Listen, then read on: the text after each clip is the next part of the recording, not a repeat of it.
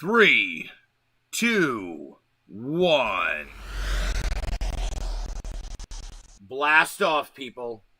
It's your boy BG coming to you here today. Where? From the bottom of the rabbit hole. And I'm here to talk about a couple things that I want to address. First of all, as you can see, I'm rocking the New World Order, brother, because this is about the New World Order, man. It's always about the New World Order, brother. We came here to dominate, man.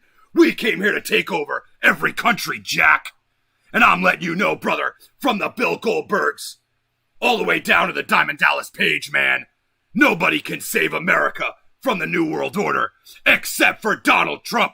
Because thank God Donald Trump's a Hulkamaniac, brother. But I just wanted to start off with some Hulk Hogan for you because I got my NWO shirt on today. You know, I'm going to be honest, you guys. I'm going to be honest. Welcome to Friday Live at 5. Here we are. I set something up a little different today. I have the TV being my second monitor, meaning that whenever I play a video, you're not going to have the washed out sound of coming from the speakers to you. I have the audio playing in a separate place for me to listen to. You guys are getting it full volume, which is great. We're going to do something a little different today. And I'm not going to make this video too long. If I get off and come back on, that's fine. I want this video to stand the test of time and be its own thing, which is very important to me. I don't care anymore, people. I don't care. I stopped caring. I honestly stopped caring. I stopped playing the politically correct game. I'm over it. And if you guys are here and you want to say hi, feel free to like the stream, by the way. Share the stream. Give me a comment in the box right there. Let me hear what you have to say. Let these comments populate this little box we got going on. Because I want to hear from you guys. Okay? I'm doing something a little different. I stopped caring about being politically correct. And let me explain to you why. I have started reading a phenomenal book. And I recommend the book to every single one of you. To the point where I actually may go ahead and post. Actually, I am going to post the link to download this book in the chat for you guys in a little bit, if you ask me for it. But the name of the book is called None Dare Call It Conspiracy. It's by a guy named George Allen, okay? And, I haven't gotten too far into the book, so I'm not going to sit there and talk about the book and quote the book. But what I am going to realize is living in a politically correct world is living in clown world. Talk about the book and quote the book. But what I am going to realize Son of a bitch. Living in a politically correct world is living... I apologize for that, you guys. I don't know why my phone started playing the stream without my permission. But we're going to put a quick end to that. Living in a politically correct world is living in clown world. And let me explain to you what politically correct means is. Politically correct is when you dance around the subject and you say something nicely because you're trying to watch your words. I'm done with that. I'm just telling people they're brainwashed. I'm just telling people they're brainwashed. Anytime I see it, if I see someone's conditioned, if I see they're brainwashed, they're getting called out for it. It's that simple. I'm no longer playing the game of pretending that these people are not brainwashed. I'm not pretending that these issues are real. I refuse to do it. Okay? We live in a world right now where people believe, okay, that, they believe all kinds of nonsense. We're talking about a world where liberals push an agenda of white supremacy, okay, trying to convince people on the news, on Oprah's television show, that white people are superior to black people. I do not subscribe to this, people. I am no longer going to live in your brainwashed world with you. I am out of the clown world. Here's my keys, okay? And here's my lease on my clown world apartment. I don't want it anymore. I'm living in reality, and I'm only living in reality. We got way to go, Brian. Politically correct is not the answer for American-loving people. 100%. 100%, Mary. You're absolutely right. And what I have today is, I want to kind of explain my stance on this and explain where I'm coming from a little bit. This is going to be a very special presentation, folks. I'm not going to lie. There is not too much that I see or that I hear or that I read that makes me go, holy shit. It doesn't happen too often. I'm just being honest. It's not something I deal with too often. I have seen and read it all, and nothing surprises me. And now I'm at the point where, you know, I have an issue. Not an issue, but I have a piece of media here that hit me and made me go, wow, okay. This was from when? This was from 1984? Holy crap. How is this not made 2 weeks ago? How is this not so relevant to where we are right now? Okay, and I'm going to give you a little bit of backstory. The gentleman who's about to speak to you guys, his name is Yuri Bezmenov.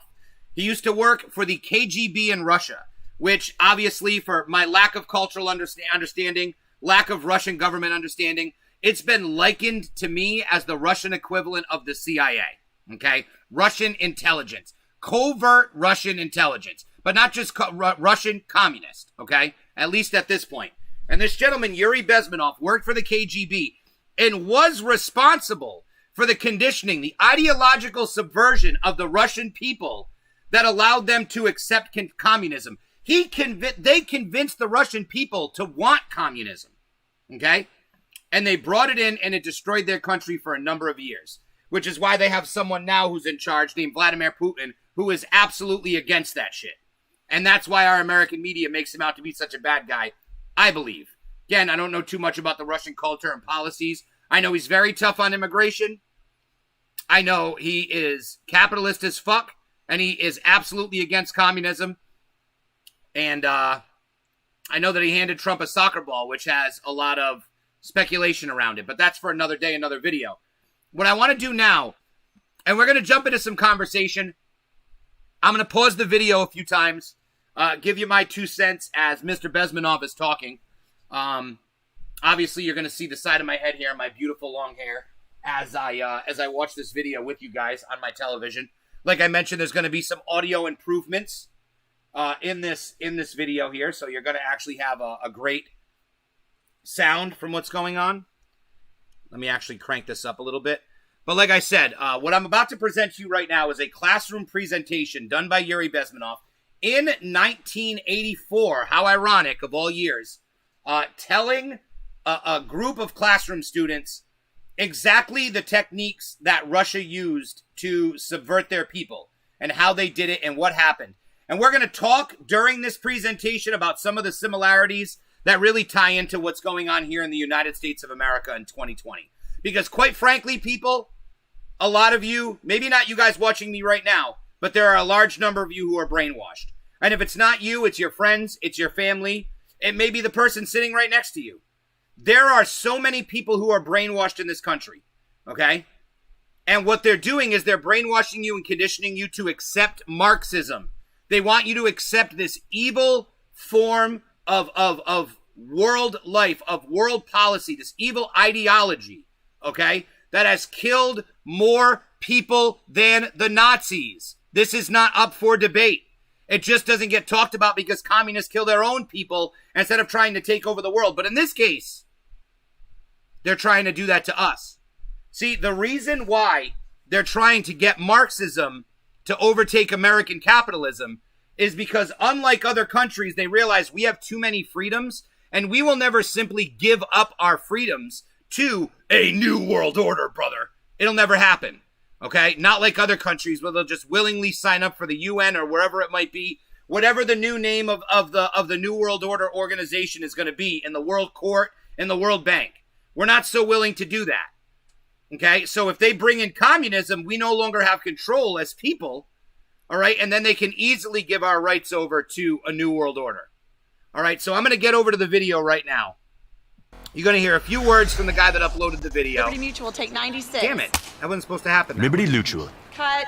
Liberty Mutual. Cut. What's the line? Cut. Liberty Mutual customizes your car insurance so you only pay for what you need.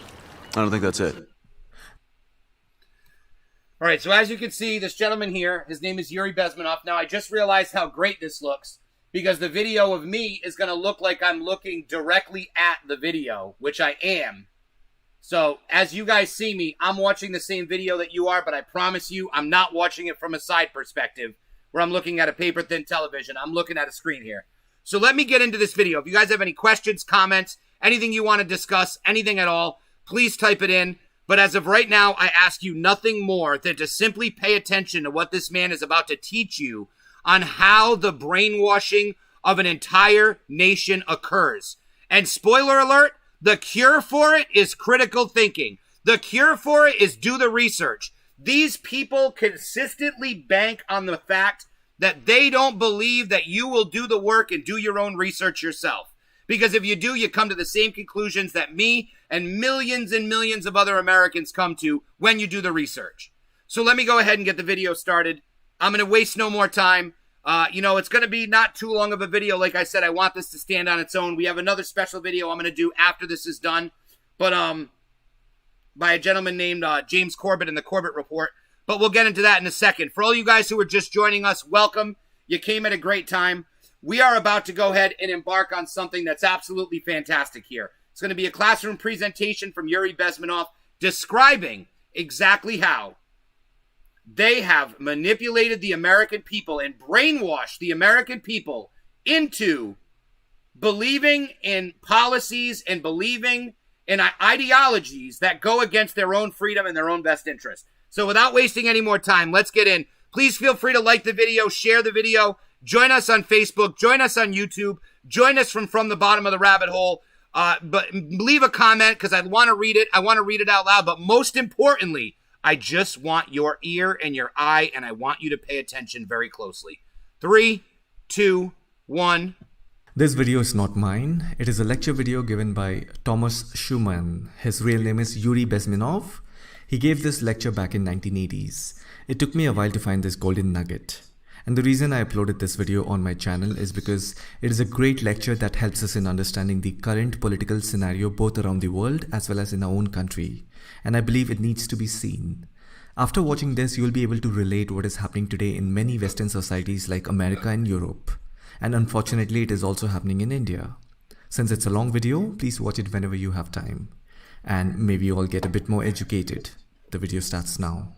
Okay, very quick. Just to talk about what this gentleman just said. This is happening all over the world. This isn't just in America, people. Okay? So don't have your, we live in America, this can't happen to us. This is not true. This is not true. Evil people have invaded all these other governments just like they've invaded ours. And when you have power, you get psychopaths. And this is the most powerful country in the world. Therefore, some of the most devout psychopaths are going to come into this government and try to destroy our freedom and bring Marxism into this country. Here's how you know it's true, because he's about to tell you exactly what's happened over the past almost 40 years. Subversion is the term, if you look in a dictionary or criminal code to that matter, usually is explained as a part of activity to destroy things like religion, government, system, political, economical system of a country. And usually it's linked to espionage and such romantic things as blowing up bridges, sidetracking trains, cloak and dagger activity in Hollywood style. What I'm going to talk about now has absolutely nothing to do with the cliché of espionage or KGB activity of collecting information. So the greatest mistake or misconception, I think, is that whenever we are talking about KGB, for some strange reason, starting from Hollywood movie makers to professors of political science and quote-unquote experts on Soviet affairs, or Kremlinologists as they call themselves, they think that the most desirable thing for Andropov and the whole KGB is to steal blueprints of some supersonic jet, bring it back to Soviet Union and sell it to the Soviet military-industrial complex. It's only partly true. If we take the whole time, money, and manpower that the Soviet Union and KGB in particular spends outside of USSR border, we will discover, of course there are no official statistics unlike with CIA or FBI, that the espionage as such occupies only 10 to 15% of money, time, and manpower. 15% of the activity of KGB. The rest, 85%, is always subversion. And unlike a dictionary of English, Oxford Dictionary, subversion in Soviet terminology means always a destructive, aggressive activity aimed to destroy the country, nation, or geographical area of your enemy. So there's no romantics in there, absolutely. No blowing up bridges, no microfilms in Coca-Cola cans, nothing of that sort. No James Bond nonsense. It's... Now, I want to make a point here, okay? I can't be for sure whether or not this subversion that we're experiencing in America comes from the Soviets. I actually believe it does not. Okay, there was a quote that said that we don't even have to worry about you guys because you're going to destroy your own country in the next 50 years, and that's happening right now. I believe this is coming from within, okay? The same Marxists, people who are trained Marxists, are in our country, in our government, people like AOC, who are actively looking at bringing this in. So this isn't from an outside threat. He's talking about as if it were to come from an outside threat. But you have to look at it under the veil of this is coming from within, okay? Just want to clarify. Back to the video. Most of this activity is overt, legitimate, and easily observable if you give yourself time and trouble to observe it. Do the research. But according to the law and law enforcement systems of the Western civilization, it's not a crime. Exactly because of misconception, manipulation of terms. We think that subverter is a person who is going to blow up our beautiful bridges. No, subverter is a student who comes for exchange, a diplomat, an actor, an artist, a journalist like myself was 10 years ago. Now, subversion. Now, he's referencing that they're going to be doing this through foreign exchange students. Basically saying,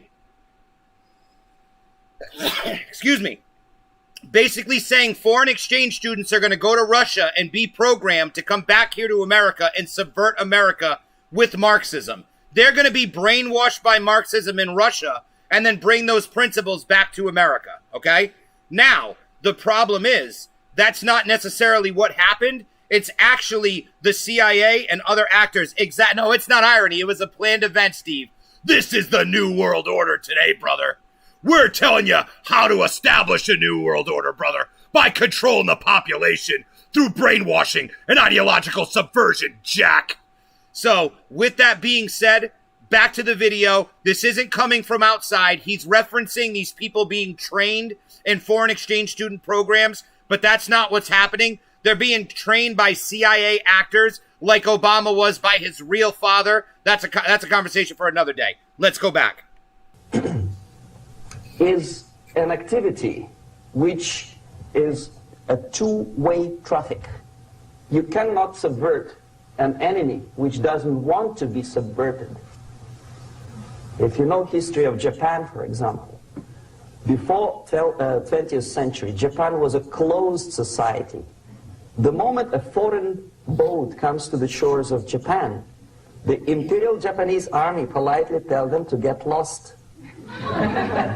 And if American salesman comes to the shore of Japan, let's say 60 or 70 Thank you very much, years my friend. from I now, appreciate back, the light. and says, oh, I have a very beautiful vacuum cleaner for you, with the good financing. He says, please leave us. We don't need your vacuum cleaner. If they don't leave, they shoot them to preserve their culture, ideology, traditions, values intact. Now, what he's referencing with this vacuum cleaner is people bringing their ideals and their way of life to another country. So he's referencing as This is only Soviet communists bringing their communism to another country and then the other country saying, we don't want your communism. But now they've taken communism, rebranded it as socialism, but it's all still Marxism. Comes from Karl Marx, the Communist Manifesto, the same type of ideals, okay? Which is the overthrow of the powerful, but then all you do is give all the control to the government because they make you think the government's controlled by the people, and all you've done is give away all your power. It's a vicious cycle. So, when he's talking about shopping around your vacuum, he's talking about shopping around your culture and your ideals. And this is people talking about changing American culture, changing the way that we live here in America, telling us that we have to adapt for other people around the world, which is what we cannot do. We've already done it far too much to get to this point. We have to undo these actions, and we have to go back to embracing American culture, which is patriotism and which is freedom, and which is whatever the hell else we do in America. Back to you, Yuri. You were not able to subvert Japan. You cannot subvert Soviet Union because the borders are closed. The media is censored by the government. The population is controlled by the KGB and internal police. With all the beautiful glossy pictures of Time magazine and Magazine America, which is published by the Amen, bro. American Embassy in Moscow, you cannot subvert Soviet citizens because the magazine never reaches Soviet citizens. It's collected from the newsstands and thrown to garbage can. Subversion can be only successful when... This is why censorship is so important in China, because they don't want these ideas and these views to get out to other people, which is why the Chinese Communist government has censored China, because they don't want people to understand that they're not free, and they don't want people to understand how they're being manipulated. So if they remove the information that will open their eyes to the lies being told to them, then they can control the population. So censorship of information is a key point. The initiator, the actor, the agent of subversion has a responsive target. It's a two-way traffic. United States is a receptive target of subversion. There is no response similar to that one from United States to the Soviet Union. It stops halfway somewhere. It never reaches here. The theory of subversion states... You know what? I'm going to pause this. All right, so we're going to take a look at this. I can't even read the screen. If I can't, you can't. But we see a lot of different... Hold on. Let me get this screen out of there. Similar to that I one. can't get the words out, unfortunately, and I apologize. From United States to the But Soviet interactions, Union, target nation. There we go. Somewhere. It never reaches here.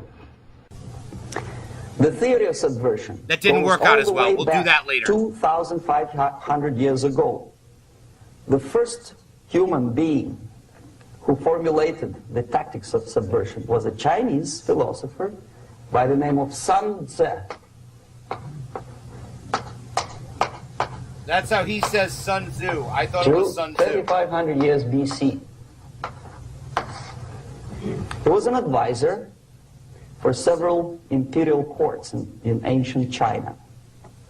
And he said, after long meditation, that to implement state policy in a warlike manner, it's the most counterproductive, barbaric, and inefficient to fight on a battlefield. You know that war is continuation of state policy, right? So if you want successfully to implement your state policy and you start fighting, this is the most idiotic way to do it. The highest art of warfare is not to fight at all, but to subvert anything of value in the country of your enemy, until such time that the perception of reality of your enemy is screwed up to such an extent that he does not perceive you as an enemy, and that your system, your civilization, and your ambitions look to your enemy as an alternative, if not desirable, then at least feasible. Better red than dead.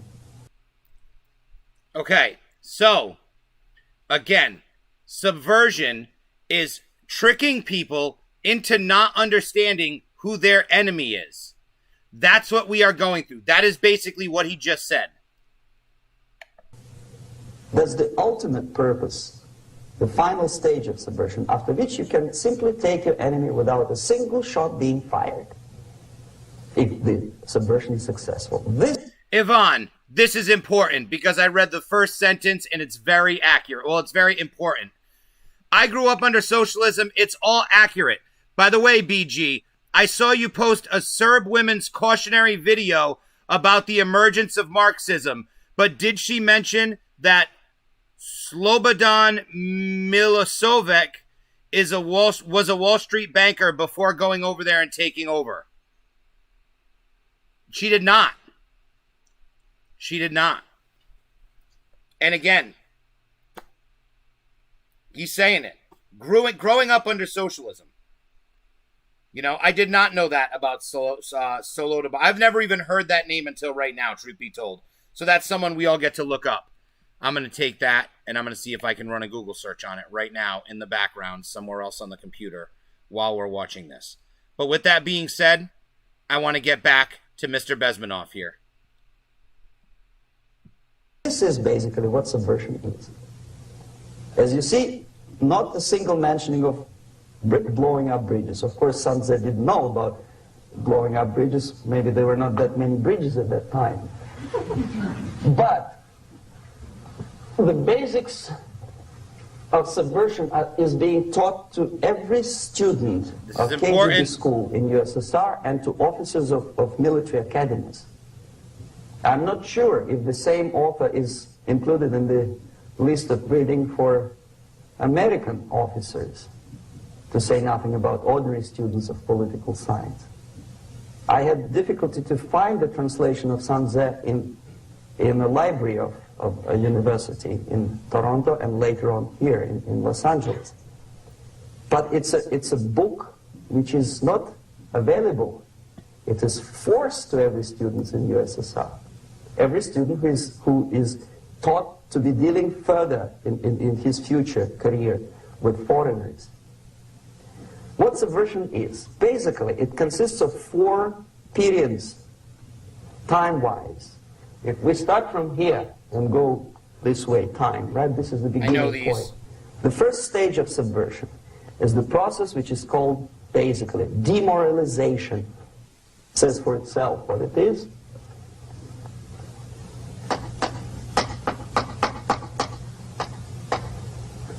It takes from, say, 15 to 20 years to demoralize a society.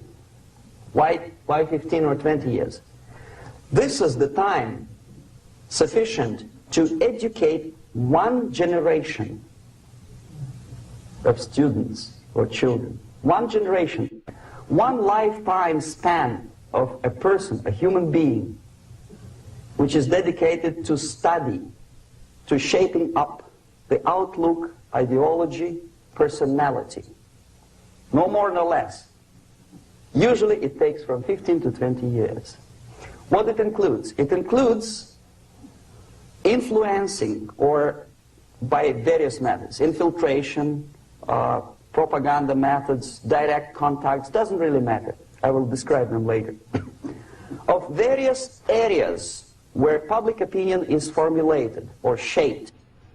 Religion, educational system, social life, administration, law enforcement system, military, of course, and labor and employer relations.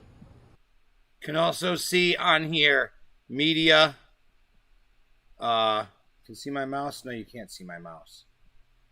But you can see media as number 3 here on the left. You can see a lot of methods, results. It's a very important document. We'll look at this document in full later. Economy. Okay? 5 areas. I will not write them down because we'll not have enough space. Oh, don't you fucking add me. Build custom industrial machines. Build shit. Sometimes when I describe all the methods, students ask me a question, are you sure this is the result of the Soviet influence? Not necessarily. You see, the tactic of subversion, about which I'm talking, is similar to the martial art, the Japanese martial art. If some of you are familiar with that tactic, probably you will remember that if an enemy is bigger and heavier than yourself, it would be very painful to resist his direct strike. If a heavier person wants to strike me in the face, it would be very naive and counterproductive to stop his blow. The Chinese and Japanese judo art tells us what to do. First to avoid the strike, then to grab the fist and continue his movement in the direction where it was before, right? Until the enemy crashes in the wall. You see? So, what happens here, the target country obviously does something wrong. If it's a free democratic society, there are many different movements within the society. There are obviously, in every society, there are people who are against this society. They may be simple criminals, ideologically in disagreement with the state policy, conscientious enemies. I just want to mention, because he went off of it so quickly that I got lost for a second, but when he was making the judo reference, and judo is the martial art that he was referencing, because that's the martial art where, or sambo, which is also a Russian martial art that's very similar to judo and jujitsu combined. Not knowing it, but knowing about it. But again, it does have to do with momentum and larger people, smaller people manipulating larger people due to using that momentum against them. That's what they do. That's why he's saying, is it all us? No. We take something that really happens, George Floyd, and then we move it along in that judo throw. We radicalize everyone, because that's what radicalization looks like, people. When you see these wars in Syria, okay, and you see these wars in other countries and people fleeing countries, this is what was happening right before that war. It's called radicalizing people, and that's what they're doing. They're intentionally prodding and poking at conservatives, okay, and they're radicalizing the left, telling the left that everyone is a racist and that all this other stuff that they're saying. Oh, they're out to kill all these people. Look at what happened. It's us versus them. Let's destroy businesses. They're getting them to destroy our country. That goes into the second phase, though. We're going to get there. But just remember, the beginning of the judo throw is George Floyd, and the media says, yup, that's where we're going, and does the full throw. So remember that. Obviously, now we've all seen the body cam footage, which has been out. But again, that's something for another time. This is extremely important. Let's get back to it. Enemies, simply psychotic personalities who are against anything, right? And finally, there are a small group of agents of a foreign nation, bought, subverted, recruited, right? Bought, subverted, the moment recruited. All these movements will be directed in one direction, right? This is the time to catch that movement and to continue it. There it is. Until the movement forces the whole society into collapse, into crisis, right? So that's exactly the martial art tactic. We don't stop an enemy. We let him go. We help him to go in the direction we want them to go. Okay? So, on the stage of demoralization, obviously there are tendencies in each society, in each country, which are going to opposite direction from the basic moral values and principles, to take advantage of these movements, to capitalize on them. His real name is Yuri Bezmenov. Of the originator of subversion. So we have religion, we have education, we have social life, we have power structure, we have labor relations, unions, and finally we have law and order. Oh, 1, 2. It's beautiful, because he's going to go through and talk about how you subvert people and the tactics on each one of these levels. And we get to talk about how they were done in the United States. I am so excited. Thank you, everyone, for watching this. Whether you're watching it live or whether you're watching it after the fact, because I'm going to share this video often, okay? This is a very important video to watch. I appreciate you being here. You are about to learn a lot through this presentation, no matter who you are. 3, 4, 5, 6. Okay? These are the areas of application of subversion. What it means exactly. In case of religion, destroy it. Destroy. Ridicule it. Replace it with various sects, cults, which Yuri bring Bezmenov, thank you for the share. attention, No! faith, whether it is naive, primitive, doesn't really matter.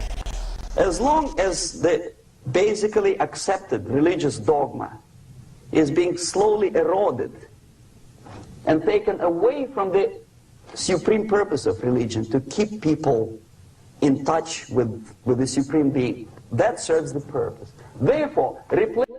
Okay, ready? Religion. Think about what we've done in this country. No sanctity of religion. And I'm not even talking about just Christianity. I'm talking about religion in general. There used to be movies, like with the fucking Bill Maher, about anti-religion movies. Our entire culture is structured on anti-religion. I'm not here to preach religion. I'm not here to preach anything else to you. You know, I'm not here to tell you to believe in God, but I'm letting you know that if you are a society that believes in God, that belief will hold your society together, and destroying that belief is a key to controlling that society. So whether or not you believe in God, or whether or not you think that it's right to believe in God, you need to know that to the people looking to control your society, it is important to them to break down your dependency and to break down in your faith and your, you know, ability to follow and to affect religion. And again, look at what we're seeing here with this virus. If you want to go with the judo throw, Black Lives Matter, you can go out. Judo throw, Black Lives Matter, coming along. We have to go to church for COVID, stop. Block. No going to church, COVID, stop. Black Lives Matter, you're coming with me. Church, stop. Subversion. This is what they're doing to you people. They are breaking down your religion. This is just the first point. I am thrilled that you guys are here. Accepted, respected religious organizations with fake organizations. Distract people's attention from the real faith and attract them to various different faiths. Education. Distract them from learning something which is constructive, pragmatic, efficient. Okay, hold on. I have to comment on this. J. Rick, I'll share, bro. Thank you very much. Heather, Biden wants our schools to teach Islamic religion. He probably does. And we're getting into education right now. But I want you to pay attention to specifically what he says right here. The kind of courses that we should be learning and the kind of courses that we are learning. Okay? Pay attention to this. Distract people's attention from the real faith and attract them to various different faiths. This is how we've corrupted school, people. Distract them from learning something which is constructive, pragmatic, efficient. Instead of mathematics, physics, foreign languages, good ones, chemistry, teach them history of urban warfare, nonsense, natural food, nonsense, social justice, home economy, nonsense, your sexuality, anything, classes, nonsense. As it takes you away. Literally exactly what they are doing in college. If you can't see that they have gotten away from core studies in colleges all across the world, and they are teaching things like gender studies and all these different types of things that they teach, which is absolutely, why are people paying to learn these things? You know what I mean? Political science? No, you're brainwashing people. That's not, you know what I mean? I've met people, woke-minded people, you know, real woke, that came out of political science and said to me, that was awful. Like, what they were doing in there was not good. You know, I see the world for what it is, but don't, you know what I mean? They don't preach that. So understand this. They have subverted the schools because they are getting away from the important things: math, science, real history, language. And they have gotten into nonsense like gender studies. Why would anyone go to college to pay for that? Okay? Social life. Replace Chicago's doing away with history class. I wouldn't doubt it. Institutions and organizations with fake organizations. Pay attention. Take away the initiative from people. Take away the responsibility from naturally established links between individuals, group of individuals, and society at large, and replace them with artificially, bureaucratically controlled bodies.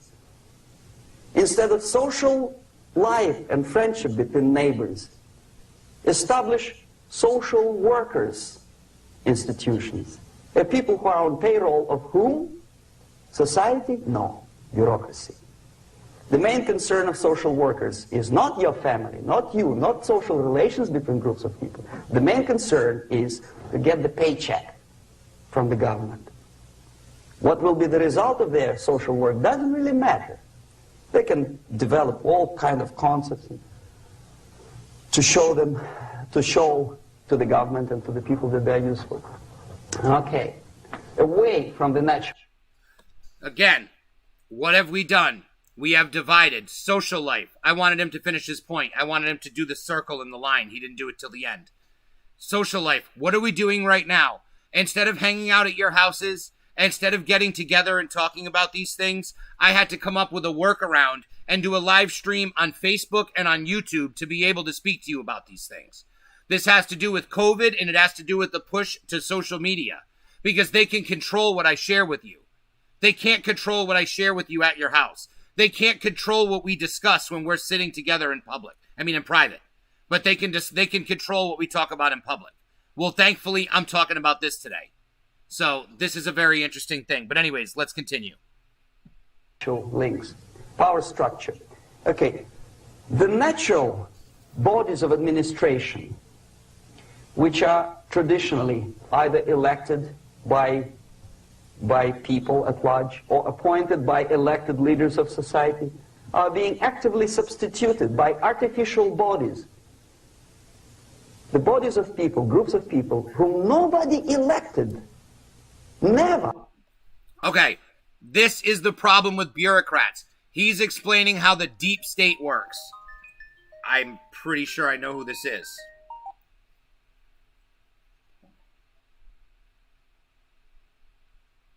And I'm getting to use my automatic text message for the first time ever that just says, I'm live.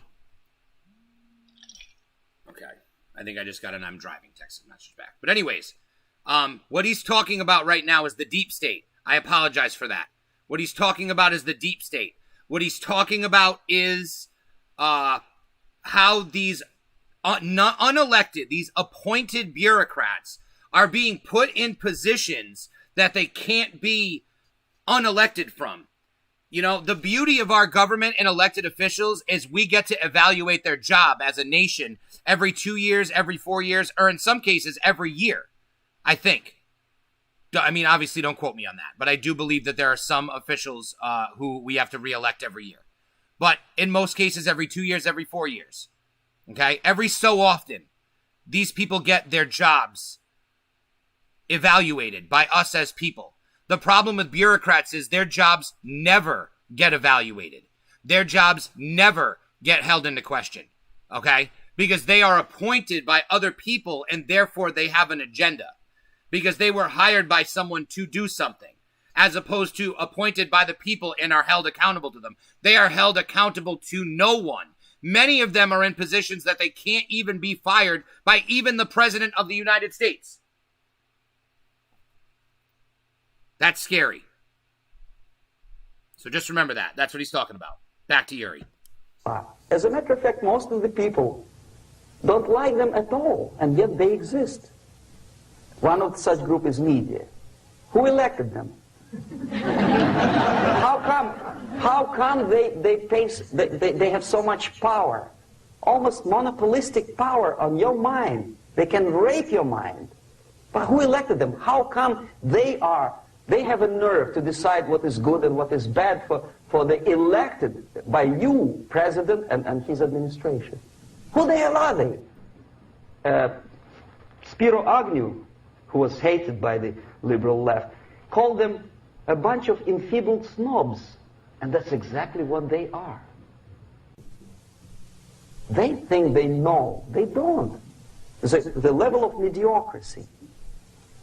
In a big establishment like New York Times, Los Angeles Times, major television network, you don't have to be excellent journalist. You have to be exactly a mediocre journalist. That's easier to survive. There's no competition anymore. You have your good, nice income, $100,000 a year. That's it. Whether you're better or worse doesn't really matter anymore. As soon as you're smiling to the camera and do your job. That's pushing it. their agenda. No more competition. Power structure slowly is eroded by the bodies and groups of people who do not have neither qualification nor the will of people to keep them in power, and yet they do have power. Okay. Together with that, there is another process. Law enforcement, law and order organization and structure is being eroded. Eroded. For the last 20, Defund the 25 police. years, if you see old movies and new movies, you can see that in new movies, a policeman, an officer of the United States Army looks dumb, angry, psychotic, paranoid. A criminal looks nice, kind of, well, he smokes hash and shoots the whatever drug, but basically he's a nice human being. He's creative. And he's unproductive only because society oppresses him. Whereby a general of Pentagon is always, by definition, a war maniac. A policeman is a pig, rude policeman. He abuses his power. You know? A generalization like that. Okay. That was so important, and I really hope that you guys paid attention to that. He pretty much said, again, that it is key, okay, to demonize police and demonize law enforcement, negate what they do, make the people hate and distrust law enforcement, is key to overthrowing the state and establishing communism, which is what they're trying to do, subverting the public in this way. And what are we going through right now? Defund the police. This is why when I say it is part of a Marxist agenda, I am 100% confident in telling you that. Outside of the fact that we have heard these people in Black Lives Matter, the founders, say that they are trained Marxists. We know this. But I'm telling you, on a factorial, make it make sense to me point, he's doing that. He's doing that. We are doing that today. And you're doing that by watching and sharing the video, and I thank you guys very much. Back to Yuri.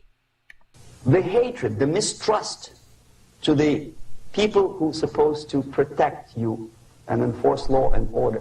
Moral relativity. The Angelo Buono process lasted 2 years in Los Angeles. Relativity. The Angelo Buono process lasted 2 years in Los Angeles. And yet there are still some lawyers who say, look, he's a nice character, as a matter of fact. There was some witness who said, also a criminal, who said, well, he's a nice guy. I asked him one day to burn a house of my enemy, and he wouldn't do it. Subverted. Nice fella. That's the concept of subversion right there. Someone whose sense of morality is just backwards. You know? Someone who's just backwards. Backwards thinking.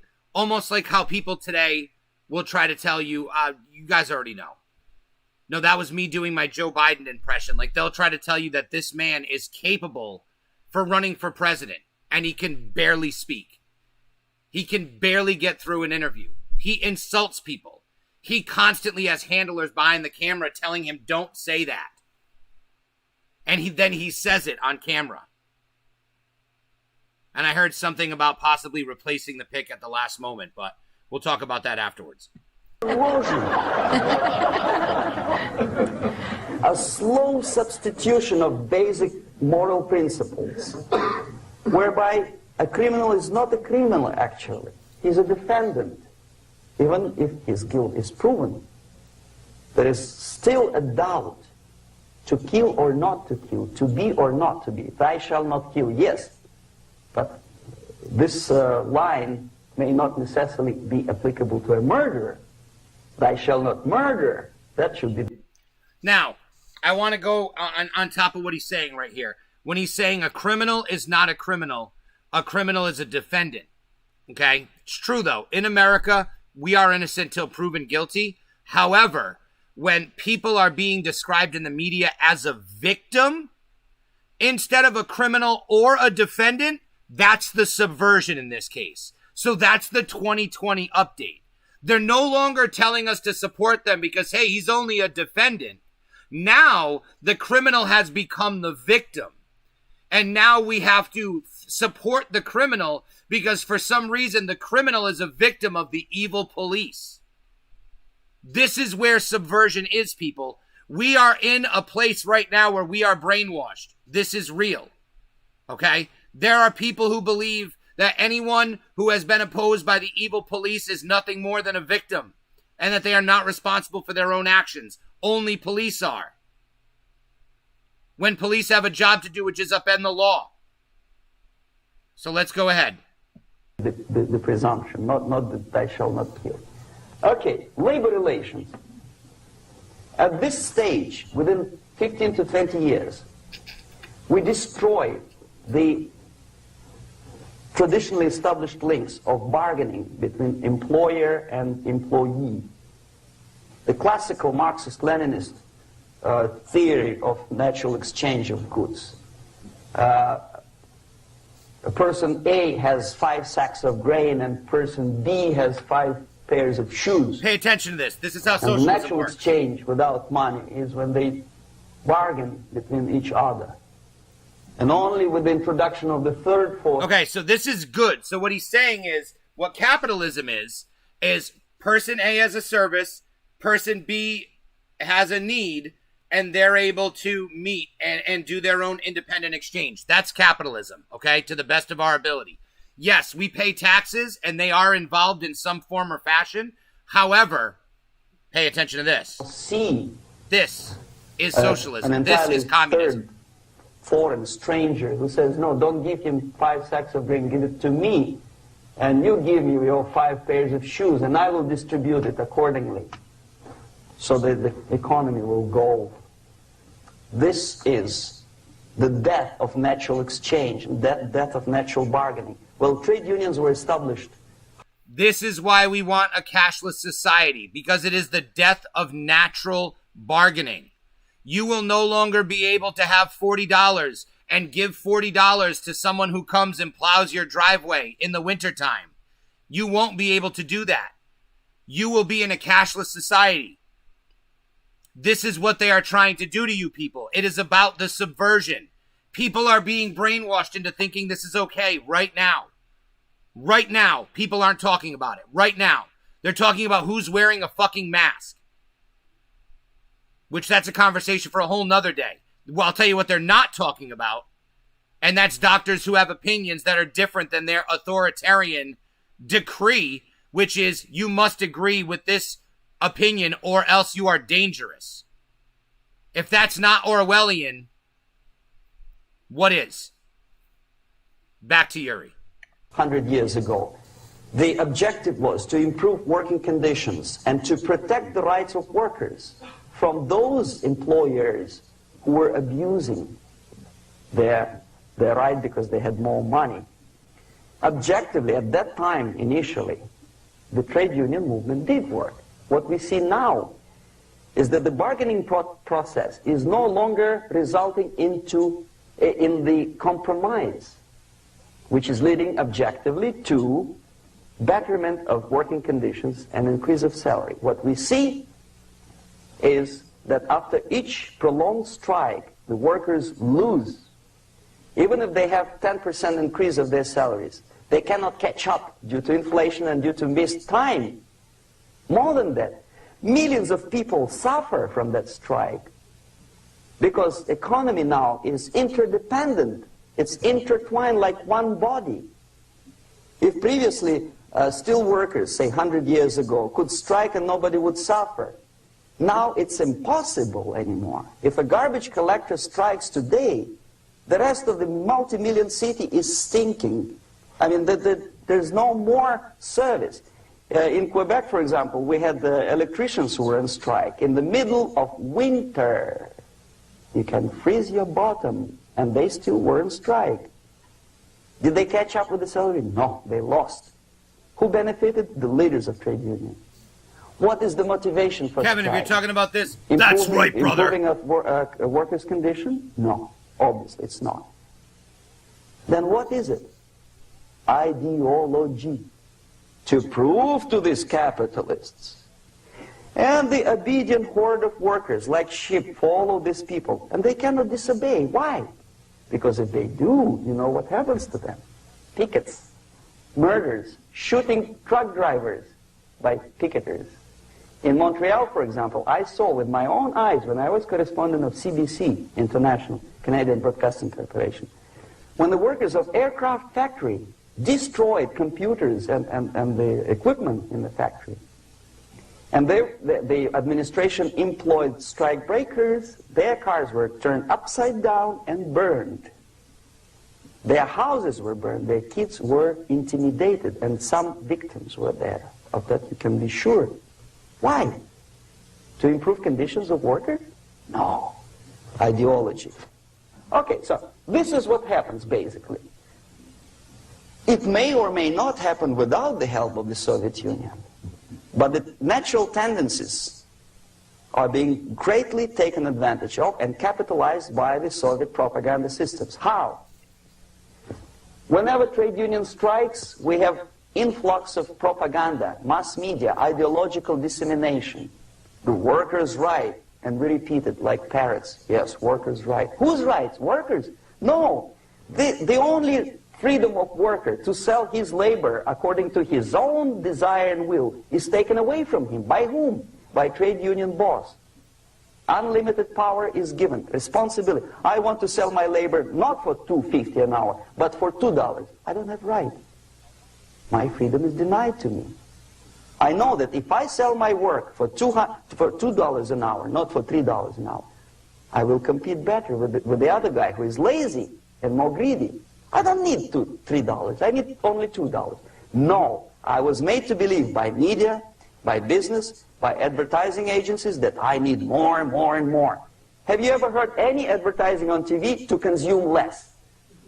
No. No way. Whether you need a six-cylinder car or not, you have to buy it. And hurry up. Now, this is a great point, and this kind of had me fucked up for a few days. But it's just the truth, and it's something that I think we all have already always known, and it's just a reality that the idea of rampant consumerism all throughout the media is bad because it's the reason why we don't all save our money and we don't all invest in ourselves and try to become better. I'm not saying anything about buying necessities, just like he's talking about. Brand new cars, nice toys, jewelry, name brand this, all this other stuff. All this stuff that we don't actually need. Stuff that we want, we waste money instead of keeping it. But again, that's just, he's referencing this. It's still true today. There's no question. And it kind of fucked me up a little bit. But it's the truth. And we all need to be spending less. And we all need to be saving more money and planning for ourselves and investing in ourselves. And not be falling victim to all this rampant consumerism. Even me, I love my video games. I love pro wrestling. I'm wearing a wrestling t-shirt right now. This is consumerism. They're selling shit and I'm buying it. And I love it. But it's not, it needs to be within reason. And what he's saying is the advertising is what's evil about it. The consumerism, it's going to be there. You're going to find what you want. You don't need television and you don't need advertising telling you that you want things that you don't need. Telling you that you want things that aren't important to you because you would know what's important to you. You don't need commercials to tell you this. I barely have commercials in my life anymore because of the way I consume media, and I have no problem with it. I deal with advertising embedded in media, but not necessarily just commercials because I very rarely watch cable. I watch pro wrestling and that's it. And even on YouTube, I skip ads and I don't get ads on my phone. But with that being said, back to the video. When I was driving here on the local radio station, mind control, yes, an Kevin, excited correct. Announcer said, our country is so messed up. He's telling why. Rush and save. There is a pantyhose sale. Save. By buying more. See? No one's saving money in a sale. You're spending money. Of course. It would be too It's naive common to expect that sense. KGB makes that advertising agency to do such a crazy commercial. No, of course not. But what we did when I was working for Novosti Press, we would snow plow editorial offices, student organizations, religious groups with literature of class struggle, if not directly Marxism-Leninism propaganda, then a propaganda of a legitimate aspirations of working class, betterment of life, equality, mind you. President Kennedy once said, we will make America to believe that people are born equal. Are people born equal? Is there any mentioning in the Bible or any other holy scripture in any religion, if you don't believe me, go to the library and check it.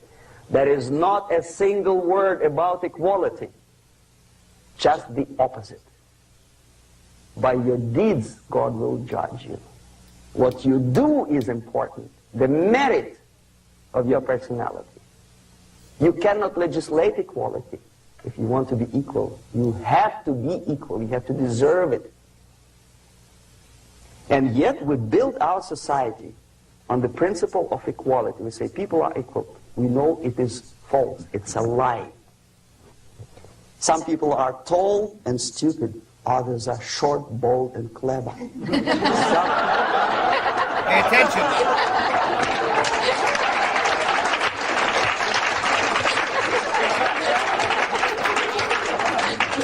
If we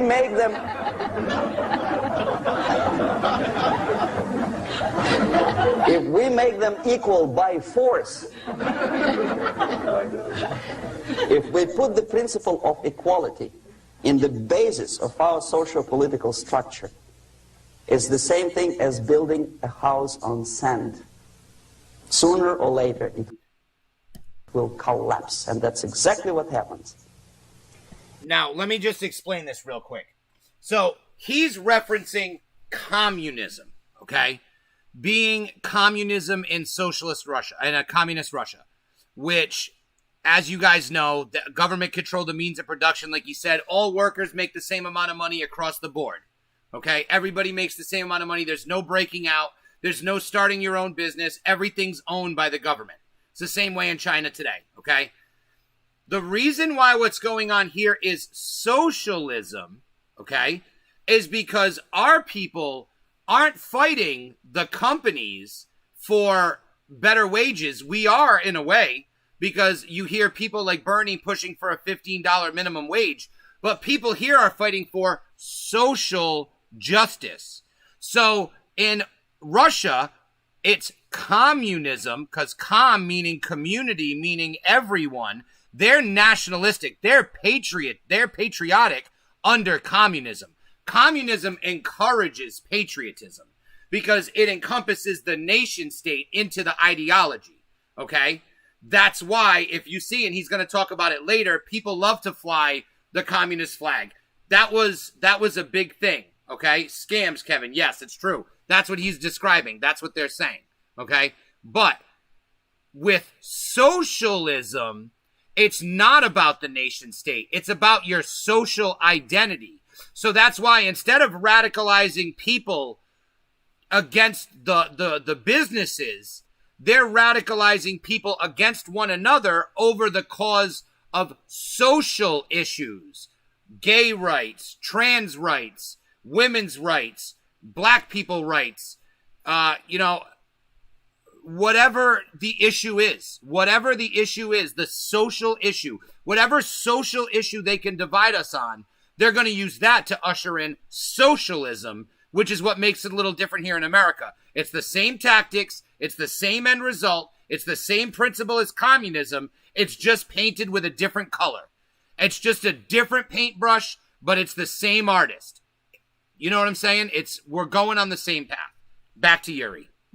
And we, as Soviet propaganda makers, are trying to push you in the direction which you go yourself. Equality, yes, equality. People are equal. Land of equal opportunities. Is it true or not? Think about it. Equal opportunities. Should there be equal opportunities? If I gave you $25,000, I want to talk about today, this equal what would you opportunities thing pay too. 2 years off your mortgage. Okay? What he's saying makes a lot of sense, and we're going to listen to him say it. But what he's saying when he says people aren't equal is that you're a basketball player and LeBron James is a basketball player. Do you deserve the same amount of money that he does? No. And when they're talking about equality, they're talking about equality of payment, which is how their communism and they did their people. They use that approach, okay? So where socialism, this is where I was getting at, saying socialism and communism are different. Equality to them is financial equality, okay? Which is not true, because someone who's better at doing something and it works harder at it deserves to make more for the same job. We all feel the same way when we work and we watch people that are lazy at our jobs and not as good as we are at our jobs, and we feel that we are worth more money than we're being paid. Okay? But that, again, is a whole nother issue, and that's why you can't allow the state to control this, because when you allow the state to control this, you bring on socialism and communism. The only way to truly fight this is more competition, not less competition. That's why these big businesses buy these smaller companies, because they're killing their competition. Start a small business and don't sell it. If a big business wants to buy your small business, you're doing something right. Keep doing it because they feel threatened by you. If they threaten to crush you, let them. It will bring more attention. It will start a war. You will become number two and create the competition that needs to happen to make these rights come. It can't be government regulated. It has to be done yourself. Period. So, back to Yuri. For me, and for a lazy bastard who comes here from some other country and immediately registers as a welfare recipient benefits. I never Steve Lavantina, I'm the proudest papa. I appreciate that, Steve. Religion destroyed our world. No, they are destroying religion. Religion needs to be destroyed to control a population. Guard, journalist, taxi driver, anything. Well, I was restless, but some people don't like it. They immediately. So why should we have equal opportunities? Why? The equal opportunity to excel. Equal opportunity in equal circumstances, yes, but we know people are different. To excel, yes, provided we reach the same level of excellency, perfection, which is hypothetical, distant future. Yes, maybe. But we know perfectly well that even with the best intentions, people could not be equal. Why should we have equality in the, say, legal system? Myself, I'm considering myself a law-abiding citizen, and a person who comes here to rob and shoot, say, the United States administration under Carter, imported thousands of Cuban criminals. They were non-criminals. Pay attention. Yet they were accepted. Do you think it's fair if myself and my wife from Philippines, who work like a, horse as a lab technician in a hospital, should have the same rights as a criminal from Cuba? Why? And yet we repeat as parrots, equality, equality, equality. And the Soviet propaganda system helps us to believe that equality is something which is desirable. Democracy, as it was established by fathers of this country, of this system in the last century, is not equality. It's the system where different people, unequal people, have a chance to survive and help each other in constant competition, in constant perfection, not in equality, which is superimposed from a godfather or nice person in Washington, D.C. And the absolute equality exists in Soviet Union, quote-unquote equality. Everybody is equal in dirt, except some people are more equal than the others in Politburo. That's the problem, because then you get a little more equal than others. That's why you can't do this, because the government... The moment you bring a country to the point of almost total demoralization, when nothing works anymore, when you are not sure whether it is right or wrong, good and bad. All right, now, I want to explain this. The process of demoralization takes about 20 years, okay? It started in the 60s when they rewrote all the school books. If you look at textbooks going back to before 1962, they are vastly different than any textbook that was made after 1962. And they've only changed and become more different because the stories that they decide to tell are vastly different. Steve LaFontaine, you have to watch some of the Jordan Peterson cultural Marxism stuff now. I think after watching this, you'll understand it more. I completely agree. And that's something that maybe we'll even take a look at here on the channel. Maybe I'll come back on late at night. I also want to let everybody who's joining in here or who's going to watch this know that next Friday, which is going to be August the 14th, everyone, live at 5, I am going to have my first guest on with me live, and it is going to be none other than Steve LaFontaine, who I'm very happy to have, very honored that he's going to want to come on and chat with us. We're going to talk to him. We're going to ask him questions. We're going to talk about all things in the world. We're going to hope you guys join us. We're going to hope you ask questions. I certainly have a ton of questions to ask of Steve, even though I have been talking to this person for so many years and have asked him so many questions that I don't even know how he lets me do it still. Everything we were taught was lies and fake history. Yes, that's the point. All of us who went to school before the year 1960 watching this right now have been subverted. We were all taught bullshit in school. We were programmed, okay? It's okay. Every single one of us, me included, Steve included, most likely, okay? I asked him this question the other day and I didn't get a valid response. Maybe we'll talk about it next week. But the bottom line is we were all subverted once upon a time, okay? And you come out of it. You come out of it. That's what I'm trying to do to people. I'm trying to wake them up. We're going to talk more. If you're someone who feels you are subverted and this is making sense to you and this is triggering a heart chord that's making you feel a certain way, we're going to talk about what you can do after the fact. But I'm going to get right back to Yuri now. But there's no division between evil and good. When even the leaders of church sometimes say, well, violence for this. I remember why I paused it, because he's wrapping up demoralization. We've already been demoralized. Even the next phase has pretty much happened. It's been in the process of happening. We're probably in the third phase right now, most likely. I'm lying to myself, convincing us that we're not, but we are in the third phase, and we're going to get to that in a second. But the first phase has been long done. We are all victims in it. We've lived most of our lives in this first phase. The sake of justice, especially social justice, is justified in the countries like Nicaragua, El Salvador, well, maybe Rhodesia, and we listen to them and say, yeah, probably it's true. Is it true? No, it is not true. Violence is not justified, especially for the sake of quote-unquote social justice introduced by Marxist-Leninists, that is my former colleagues from Novosti Press Agency. Okay, so we reached that point. The next step is destabilization. Destabilization. Again, this word says for itself what it is. To destabilize all the relations, all the accepted institutions and organizations in a country of your enemy. How you do it? You don't have to send a battalion of KGB agents to blow up bridges. No. You let them do it themselves. The area of application is, again, it's narrower now. Not like the previous case. The overt legitimate actions of the KGB in this case would be hardly noticeable. There is no crime if a professor who recently... Here comes that word again that Steve taught me a long time ago. Once upon a time, it's called incrementalism. Incrementalism. I had to make sure I stress the right syllables. And it means doing things in small increments, making small changes over a long period of time so those small changes are not noticeable.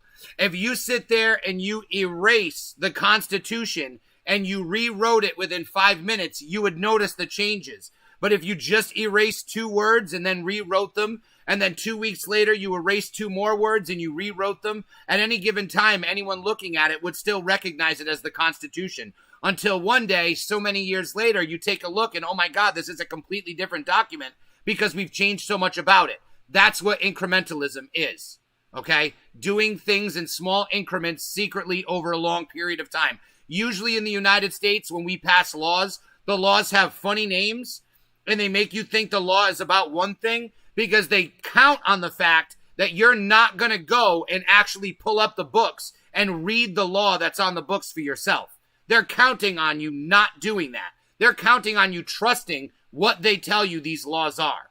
But when you're talking about incrementalism and slowly changing things, like he's talking about discreetly and covertly slowly changing things throughout the demoralizing process, that's how you get to the destabilization. That's where you're going to destabilize. Introduces a course of Marxism-Leninism in a Californian college, for example. Nobody is going to come to his doorstep and say, okay, mister, come, you're under arrest. No, it's not a crime. It's not even considered a moral crime against your country.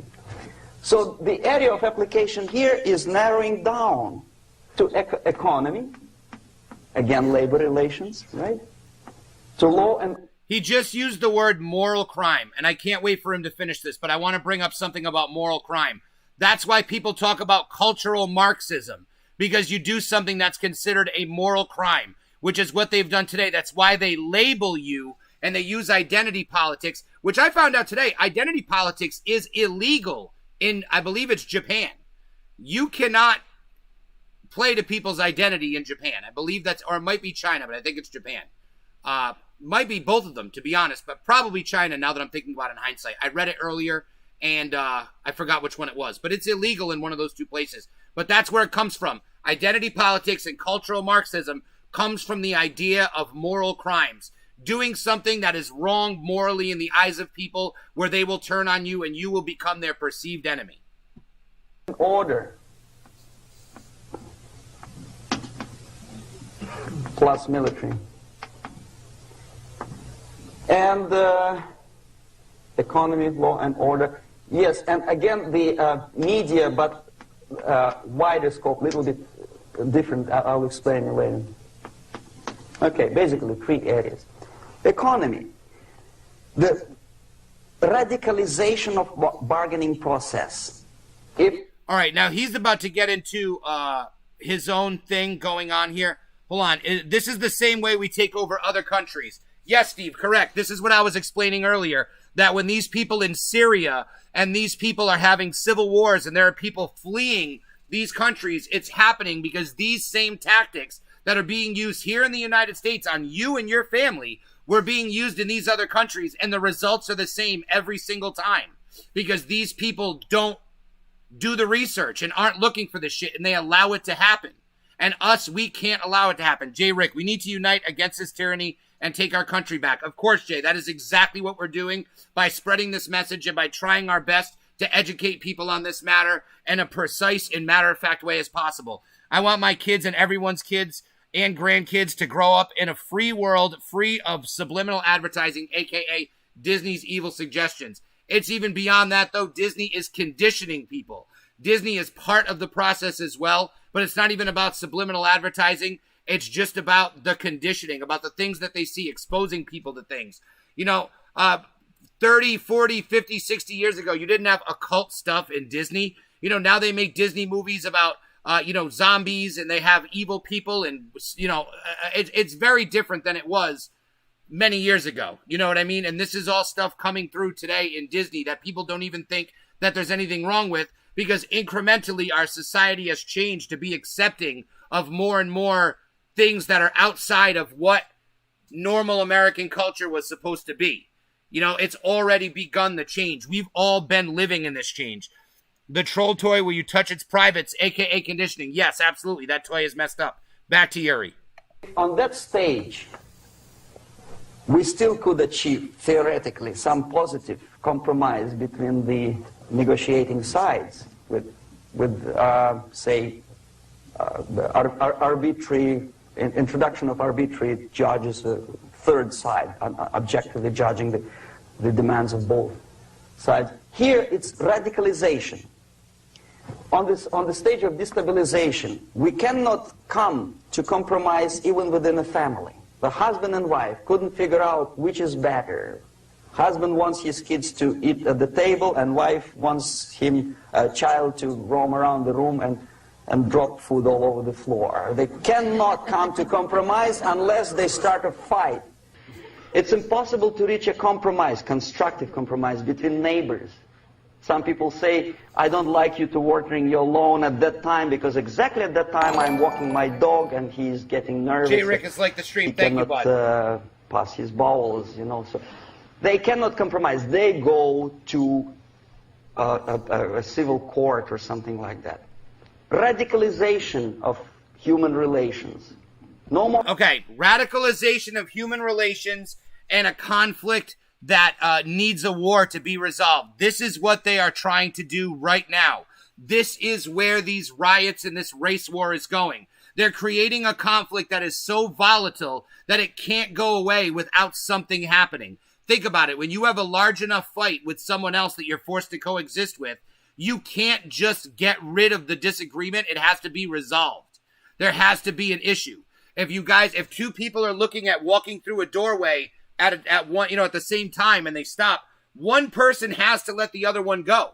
There has to be a situation where someone makes a compromise. So they're in the situation that they're in right now. They are radicalizing social relations, okay, by radicalizing the left, the brainwashed people, the subverted people into rioting on the streets against their own country, against their own freedom for things that don't matter right now. That don't matter, but that aren't real. They're protesting against police brutality when it's not an issue. The issue is people shouldn't be committing crimes. The issue is we need more police in these places that commit crimes. This is just the way that things are. They have been subverting you to believe anything different. Law and order is important to uphold in any country that is going to have order. That's why it is law and then it is order.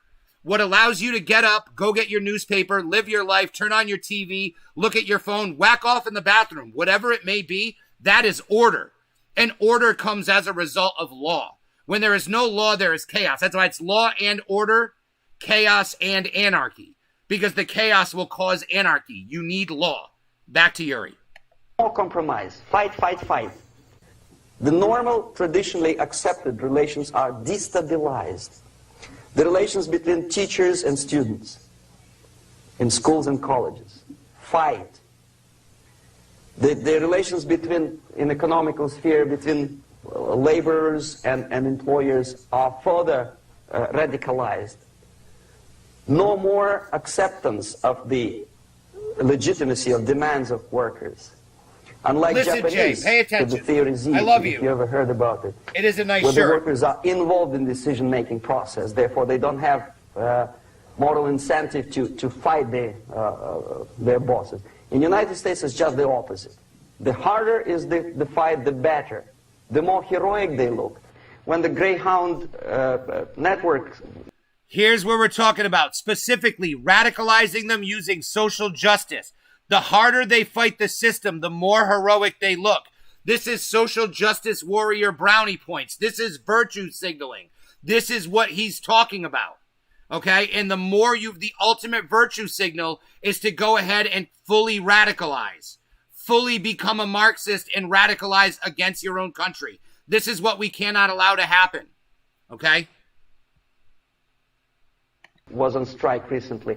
The correspondents of local TV networks all over the United States were approaching the strikers and they say, oh yes, we are doing something nice. They look like heroes and they were proud. There was some family, the husband was bus driver. Now they decided in the protest against the bosses to camp somewhere in the forest.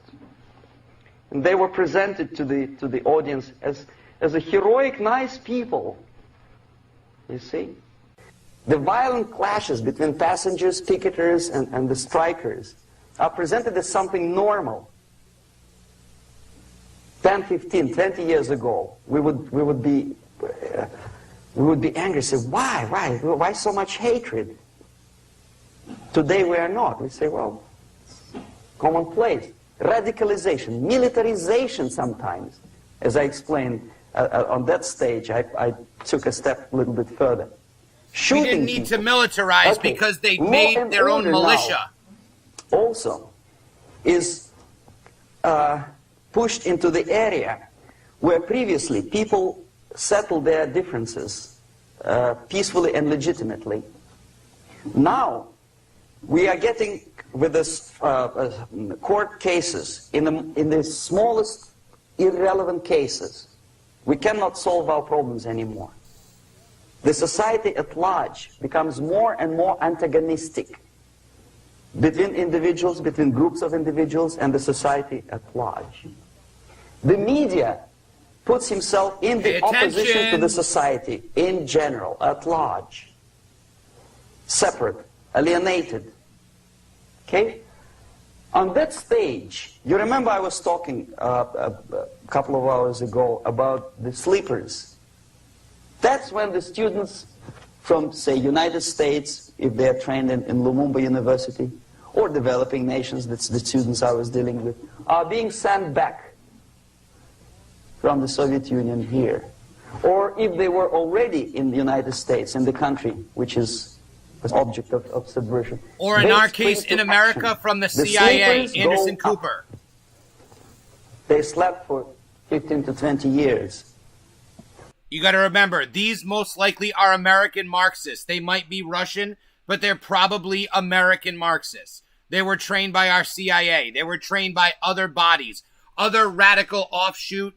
I believe the term is black hat groups, or it might be white hat groups. Correct me if I'm wrong, if you know what I'm trying to say. But it's basically a grassroots type organization that is only grassroots in appearance, but it's actually a carefully crafted plan. It's actually someone who has an agenda coming from high above, yet it's disguised to the people attending as a grassroots organization. Now they become leaders of groups, preachers, I don't know, public figures. Prominently, they actively AOC. include themselves in a political process. All of a sudden, we see a homosexual. Ilhan Omar. 15 years ago, he did his dirty job and nobody cared. Now he makes it a political issue.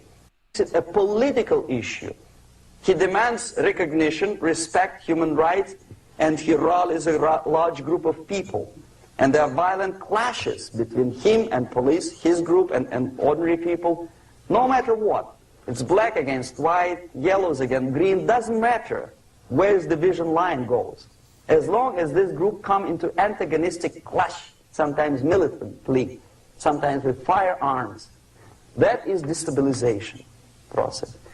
This is what is happening now in this world, folks. The sleepers, many of whom are simply KGB agents, become leaders of the process of destabilization. Doesn't mean that Comrade Andropov sends Comrade Ivanov to the United States. The person who takes care is already here.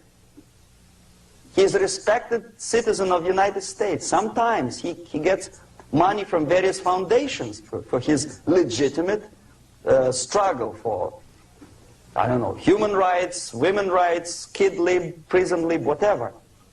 There are sympathetic Americans who donate their money to him. This stabilization process usually leads directly to the process of crisis. In case of developing nations, that's the area where I was active. The process starts.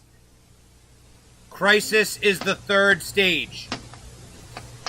When the legitimate bodies of power, the social structure collapse, it cannot function anymore. So instead, we have artificial body injected into society, such as non-elected committees.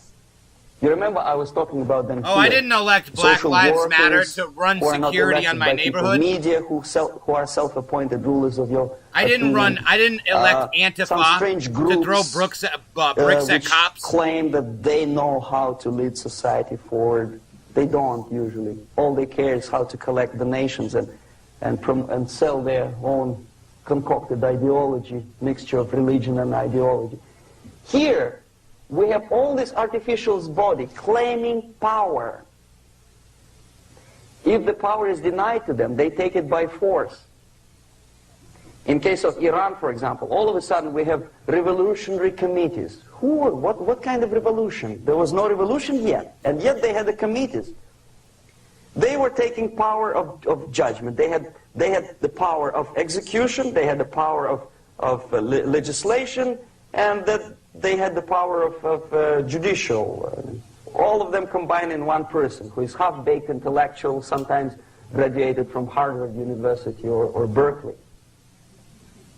He comes back to his country and he thinks that he knows the answer to all the social, economical problems. Okay? Crisis is when society cannot function any more productively. It collapses, obviously. That's the word for crisis. So therefore, this may be where we are right now. Large is looking for a savior. The we are on our way. Expecting a Messiah to come. The workers say, we have family to feed. Let's have a strong government, maybe socialist government, centralized. When somebody put the employers on their place and let us work. We are sick and tired of going to strike and missing overtime and all that stuff. We need some strong man, strong government, a leader, a savior is needed. So, communism, company, like we already discussed, work-related, socialism, social issue, social related.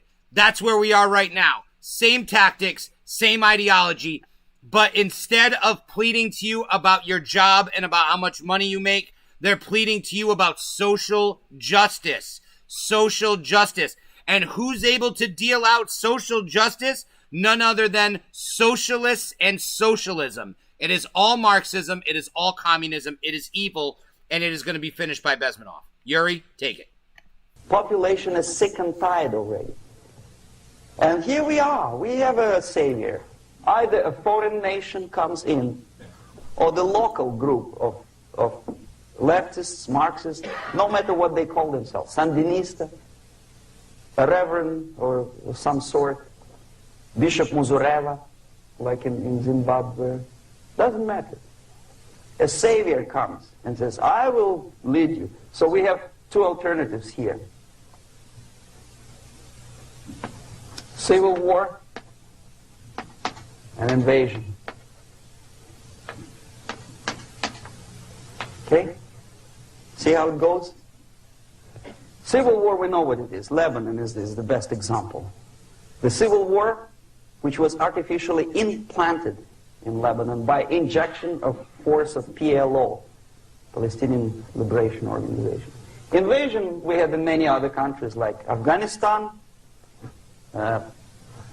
name any East European country, it was invaded by the Soviet army. But the result is the same. The next stage is normalization. Okay. And as he gets into normalization, I want to jump on that point because it's very important. When you get to the crisis phase, there is no way out of it. A war is going to happen. This is why it is so important. There are three sides to the Black Lives Matter argument. There is Black Lives Matter, there is All Lives Matter, and there is wake the fuck up. You are being brainwashed and controlled by these fucking communists who are trying to destroy the freedom that you have in this country for your children, and I am here to tell you about it.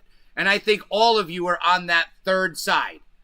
All of you watching me should be on that third side. Because that third side is the side that doesn't start a war. This can be reversed if enough people are aware of what's going on and we don't let this happen. And it starts in November. It starts today. But our next big battle is in November. Back to Yuri. Normalization is a very ironic word, of course. One last thing I want to say. The right is, exactly where we are. We must not let this happen in our America. November is an extremely important time in our nation. We must vote President Trump back in. Absolutely. But more importantly, we need to fill the Senate and fill the House of Representatives with Trump-appointed... what's the word I want to say? Trump... When you give someone your thumbs up, I can't think of the fucking word. He gave his endorsement. Trump endorsed conservatives in the House and in the Senate. But even more importantly than that, at a state and local level. You need to elect people who care about freedom and care about your community at a state and local level. There is nothing that can be done. Well, there is stuff that can be done on a federal level to combat if your state leaders are destroying your state. But unfortunately, there's only so much. And if we have the right leaders in Washington, then it's not going to happen, because the right leaders in Washington believe in a small federal government and larger state governments, which is what's important. That's why we all have to put a focus back on our local and state governments. Everyone that's watching this, and many of the people live in Rhode Island as my friends and family members, but I know I have a bunch of people living elsewhere in the world watching this. Okay, people all over. Tell your friends and family. So important, I could not stress it more. Local and state elections, senators and congressmen, as well as the president. It does in a lot of ways go out the window if Biden gets in there, because they're going to eliminate the filibuster, and it's going to be a lot of trouble for a lot of people. However, if we have a supermajority in both the House and in Congress, we have a much better chance of making huge changes and reversing a lot of these things. Bobby Giarusso has liked the stream. Thank you very much. But with that being said, I'm getting back to Yuri.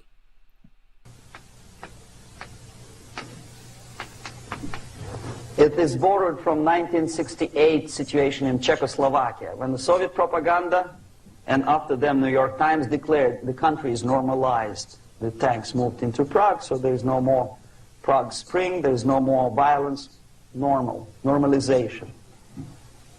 At that stage, the self-appointed rulers of the society don't need any revolution anymore. They don't need any radicalism anymore. So this is the reverse from destabilization. Basically, it is stabilizing the country by force.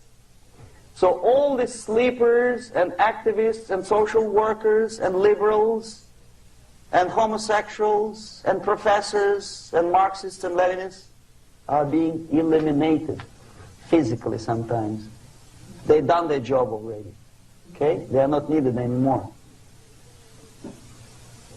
The new rulers need stability to exploit the nation, to exploit the country, to take advantages of the victory. Okay? So no more revolutionaries, please. And that's exactly what happens in a number of countries. You remember Bangladesh? This is the crisis in which I was instrumental.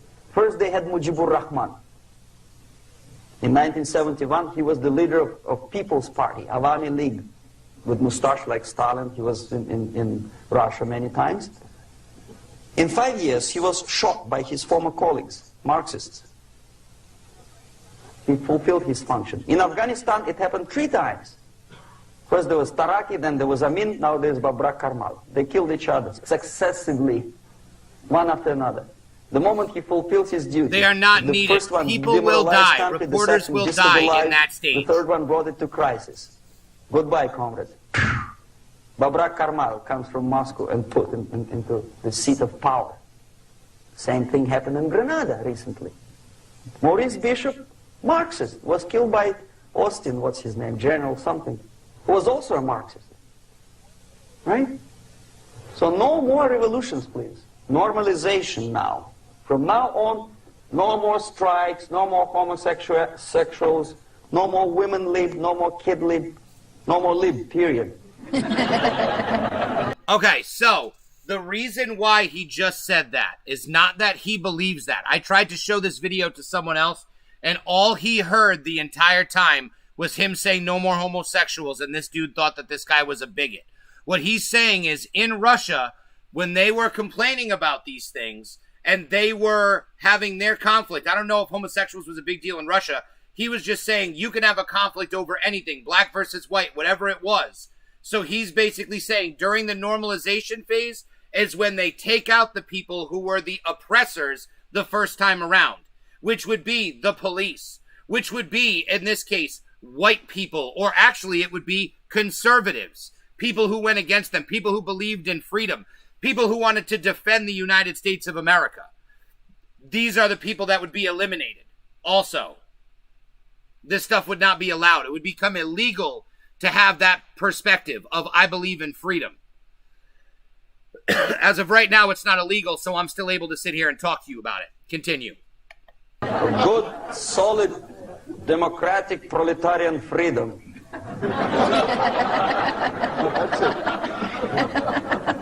Now, to reverse this process takes enormous effort. When today, United States had to invade Grenada to reverse the process of subversion. Some people say, boy, this is not good, it's not kosher to invade the beautiful country, island of Grenada. Well, why didn't you stop the process here, when Grenada was just approached by leftists? Why not to prevent Maurice Bishop to come in power in the first place? Did Grenadians want him? Very questionable. They didn't know who was Maurice Bishop in the first place. He came to power by coup d'etat himself. Okay? No, we let the situation develop further and further and further until the crisis and normalization very soon. And then the United States decided to invade country, discovering that the country was absolutely a military base for the Soviet Union. Of course it's a drastic measure. Of course it's a pity that Marine Corps had to lose, what, 17 lives? Very bad. Why not 17 lives, the same amount killed in the riots those first few days. Intellectuals will not let you. It's interference into domestic affairs. They're very careful not to let American administration to interfere in domestic affairs of Latin American countries. They don't mind Soviet Union interfere in these affairs. Okay. So to reverse this process, from here, it takes only and always military force. No other force on earth can reverse this process at this point. At this point, it does not take military invasion of the United States Army. Pay attention. It takes strong action, like in Chile. A CIA covert involvement to prevent the savior from outside to come into power and to stabilize country before it erupts into... Now, pay attention, okay? He's about to say something, but just like he said, it takes drastic action, huge action to reverse this process without military engagement, okay? Pay attention to what he says. Civil war. This country before it erupts into civil war. Okay? Support the right-wing conservative forces. By money, by crooks or love, doesn't matter. Stabilize the country. Don't let the crisis develop into civil war or invasion. Oh no, your liberals will say it's against the law. The Congress will not appropriate money for covert actions of CIA. Why not? Should we wait till the normalization come and Soviet tanks land in Los Angeles airport? Now, at that point, at the point of destabilization, also the process could be reversed. Again, easily than this. No CIA involvement at this point. You know what it takes here? Pay attention. Restriction of some liberties for small groups which are self-declared enemies of the society. As simple as that. Oh no, the media and liberals... Okay, so, self-declared enemies of the state. Antifa, Black Lives Matter, people openly willing to fight against the government. He's basically saying, which he may be right, he may not be, however, I have reason to believe that he is because this is something that has been tried and true, but that we cannot reverse this without not allowing these people to continue to radicalize others. If they continue to radicalize people and we don't limit the things that they're able to do, we are going to have a problem. And it's continuing to happen. And I'm speaking up against it in the best way that I know how. By not going directly against it, because that's not the right answer either, because I believe that they're misguided. They've been subverted. I'm here to revert them back onto the regular path. So I'm ideologically reverting people back to the way that they should be. I'm trying to undo the spell, undo the curse, or undo the conditioning, really, that's been taking over people. Curse probably isn't the best word. But, continue. Will tell you this is against the American Constitution. How can we, by force, deny the civil rights to criminals, for example? It's not good. Okay? So we allow them to. Okay, if you allow the criminals to have civil rights, go on and bring the country to the crisis. This is a bloodless way to do. Curb the rights. I mean, not to put the... Allowing the criminals to have rights is legitimately equivalent to capturing and arresting the people causing the riots and releasing them without bail. It's also the equivalent of letting people out of jail due to COVID. These people are given their rights back and they're allowed to act in a way that, maybe not releasing people because of COVID, but directly the people from the riots, destroying monuments, not having to face charges, is literally emboldening them and giving them a right and a precedent to go ahead and revolt against the state. Trump is trying to stop it, thus trying to stop this process, which is why we signed the executive order that says 10 years in jail for everyone that defaces a national monument. So because of that, we are able to go ahead and put these people in jail and take away their rights. Not necessarily take away their rights, but prevent them from being able to use all of their rights by limiting their freedom and putting them behind bars. Because right now it's the best thing that we have without taking away their rights, which is what we're trying not to do. Them in prison. No, I'm not talking about putting all the gays from San Francisco in the concentration camp. I'm not even saying I support losing free speech. Take political something needs to be done. Do not elect them to the seats of power, whether it is municipality level, state level, or federal level. It has to be beaten in the heads of American voters that a person like that in the seats of power is an enemy. Do not be afraid of this word. It is an enemy. If he is not an enemy here, he will be here. Later on, he will be shot, of course. These people are AOC, Anderson Cooper, people who are actively radicalizing America. You are doing great service by denying him a right to capitalize on his own crazy ideas and become a powerful man, a man who uses the seat of power. Restriction of certain freedoms and permissiveness at that point would prevent sliding into crisis and probably will return the process of destabilization. To curb unlimited power, monopolistic power of trade unions, here, at that point, would save economy from collapsing. To introduce a law to stop private companies of raping public opinion's mind in the direction of consumerism. No company must have a right to force you into buying more unless you want it. There must be a law. You want to advertise your car? Okay. But not a single mentioning of buying it now and saving money. Which still happens all the time in this country. To force people to consume more.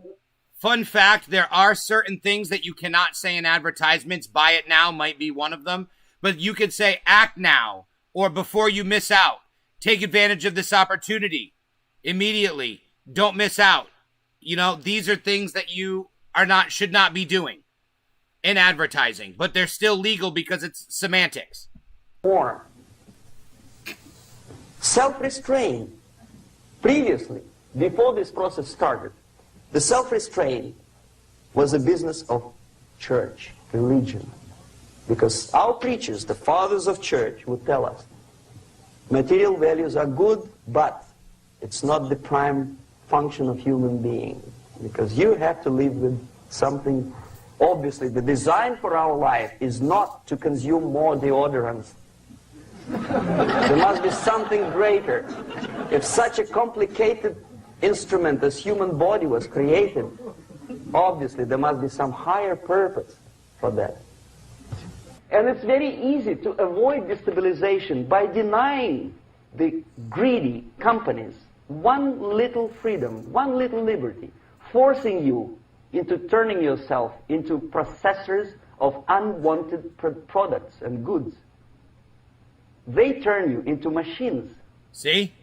Like the worm who there's inlet and outlet. So, and how long an average appliance lasts these days?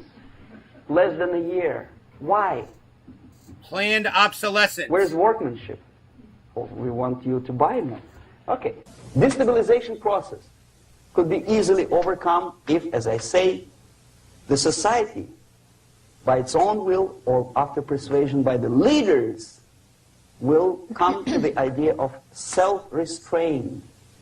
It's so hard, we want to consume more, but you have to. Unless you will come to this stage, when, as we say in Russia, if Sahara Desert ever becomes a communist state, there'll be shortage of sand. I also want to make this announcement as well. So, because he's talking about consumerism and he's wrapping this up, there's less than 10 minutes. I want to let you guys know that I'm going to make a promise. And if I come out with merchandise, you will never hear me say that you need to buy a shirt or buy this or get this. I'm always going to tell you that if you donate this much money to me, if you go through the website and donate money, you will get a shirt, or you will get a hat, or you will get what it is. Whatever it is that you're looking for that's there. But you need to know that I'm never asking you to spend money that you don't want to spend, especially not on me, because like I said, I'm doing this for free. I have my PayPal on here because many people convinced me to do it. Okay? I don't sit there and ask for donations. I don't talk about them. And I also don't try to sell anything. And I won't in the future. Even when I come out with merchandise, understand that you're doing that, supporting me, and I'm never going to tell you need to get this or present this as some sort of thing that you need that you don't. You're making a decision to support me by buying a piece of merchandise or donating to me and the show. So with that being said, back to Yuri for the conclusion here. So you have to curb your...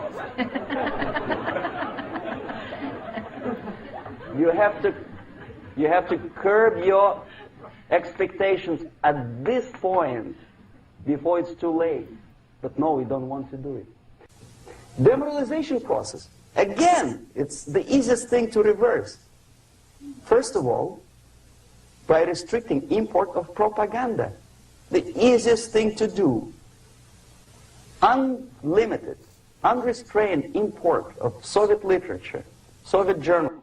Okay, when they're talking about import of propaganda, he's referring to this as foreign things. But in reality, in America, we all know that propaganda comes from within today. Barack Obama specifically signed a law in 2013, I want to say, that re-legalized propaganda after being illegal for many years. Okay, so this is a thing in the United States.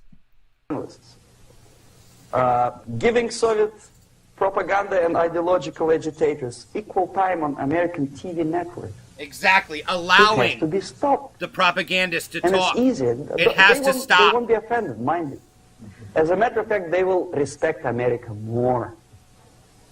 But when my former colleague Vladimir Posner appears on Nightline and Ted Koppel asking, well, Vladimir, what do you think about this? And that? What can he think? He's an instrument of propaganda. He thinks what Comrade Andropov tells him to think.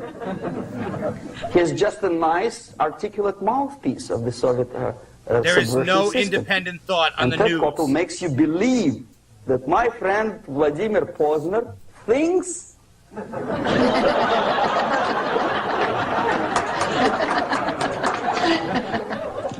the process of demoralization may not have started at all if at that point the country, which is a recipient of subversion, actively, not violently, but actively, prevents importation of foreign ideology.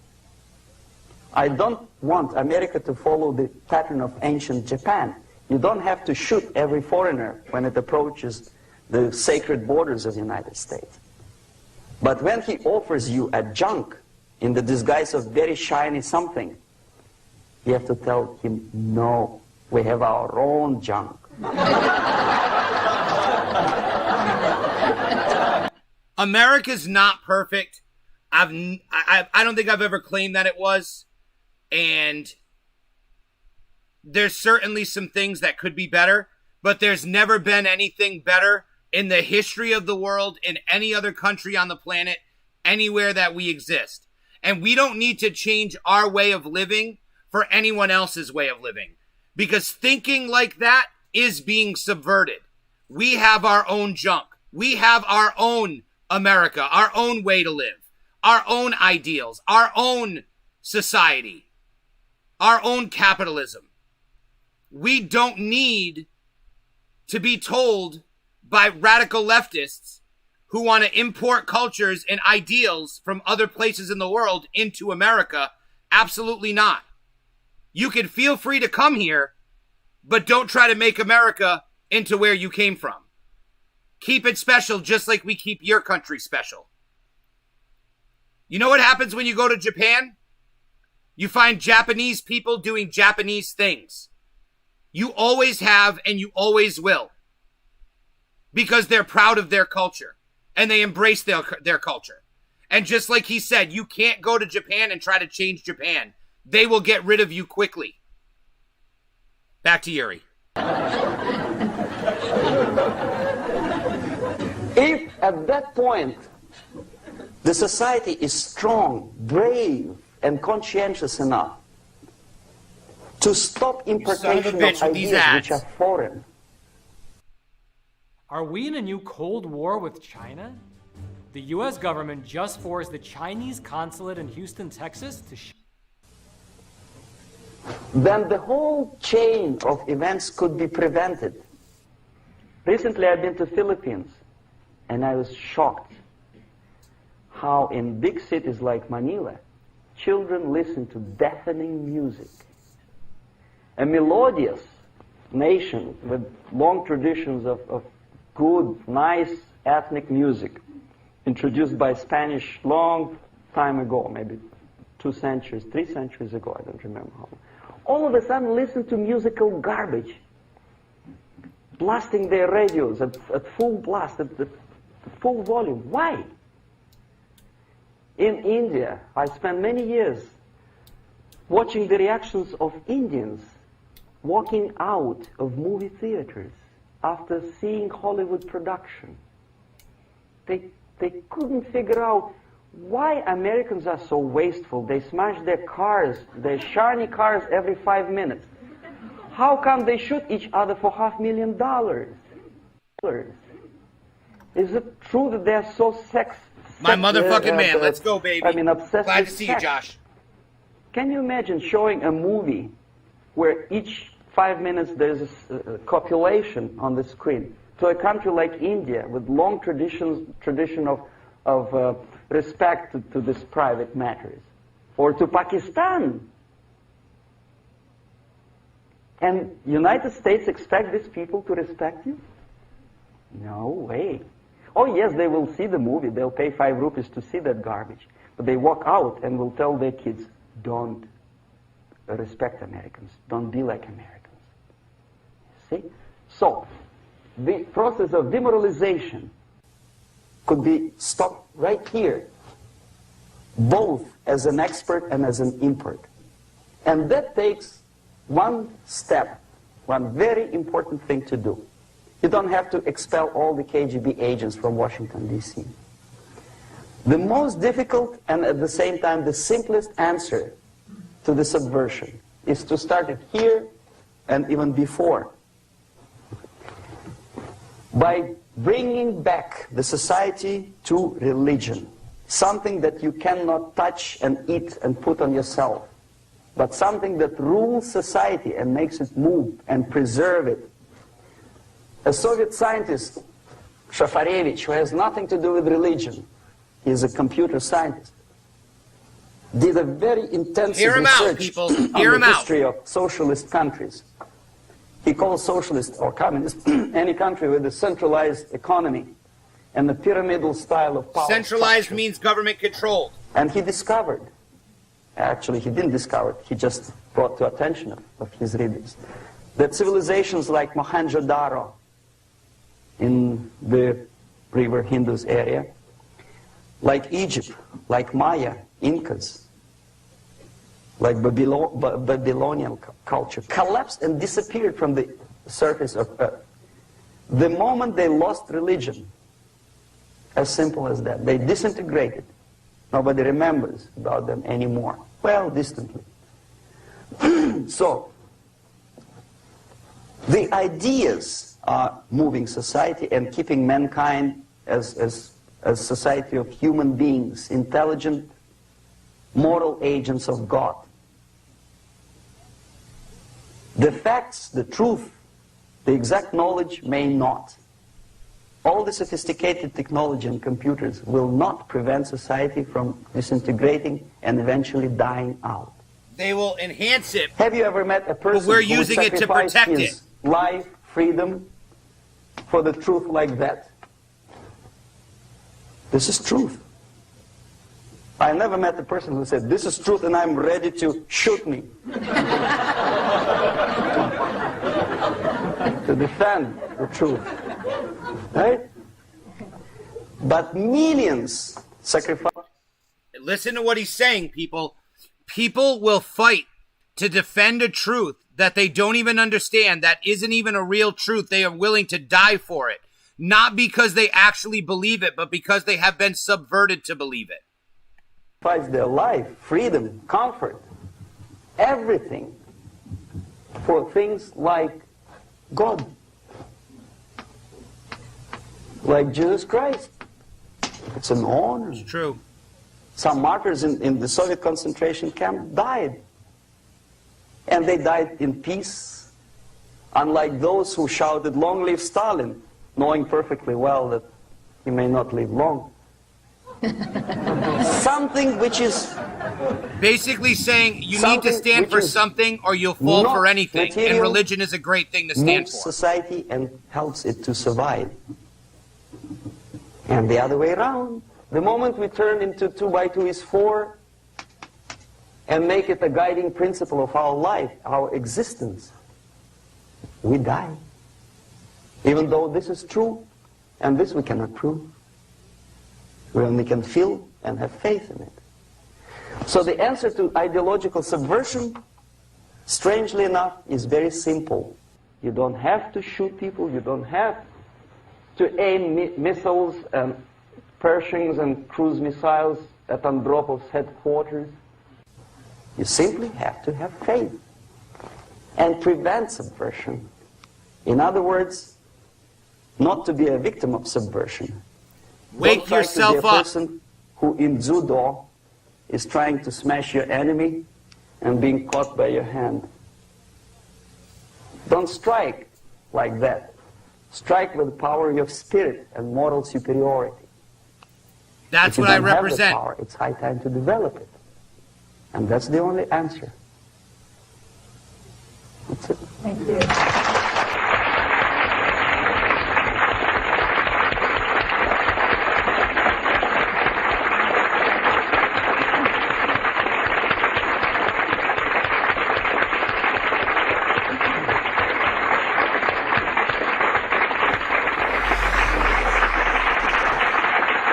All right. So, ladies and gentlemen, here we are. For everyone that sat with us through that entire thing, thank you. For anyone that joined us halfway through, I highly recommend that you go to the beginning of this video and you watch the entire thing from beginning to end. I'm going to tell you this. As a content creator, as of right now, that was my magnum opus. What we just witnessed and what we just went through and what I was able to show you and I was able to describe the practical implementation as it's happening today, a video from 35 years ago, I could not have created a better plan to try to explain to you how others are being brainwashed or you yourself have been brainwashed. We have sat here and went down the roller coaster ourselves today. We have all learned how important it is to not fall for these things. This is why doing your own research is so important. This is why looking into information yourself is so important. They are banking on you blindly following the judo analogy. They are banking on being able to pull you along and blindly following whatever their narrative is. If you see it on television, it is done by design. We are talking about billion-dollar corporations with television networks that have agendas. Do you know how many different stories there are in the world on any given day? Even in the country, hundreds of millions of things happen. Well, I did the math earlier. We have at the very least on a low end over 1 million police interactions a day, okay? So when you want to talk about news, you want to talk about crimes, you want to talk about things going on, you have so much stuff to choose from. The things you choose to talk about and the things you choose to not talk about are what shapes your narrative. I could have went on here and went on a tangent and talked about multiple different things at multiple different times, but I decided to stay on track with what we were talking about because his classroom session had a narrative. This video has a narrative. It's the story I'm trying to tell, and the story we're telling here today is how the population of the United States of America is being brainwashed and have been brainwashed.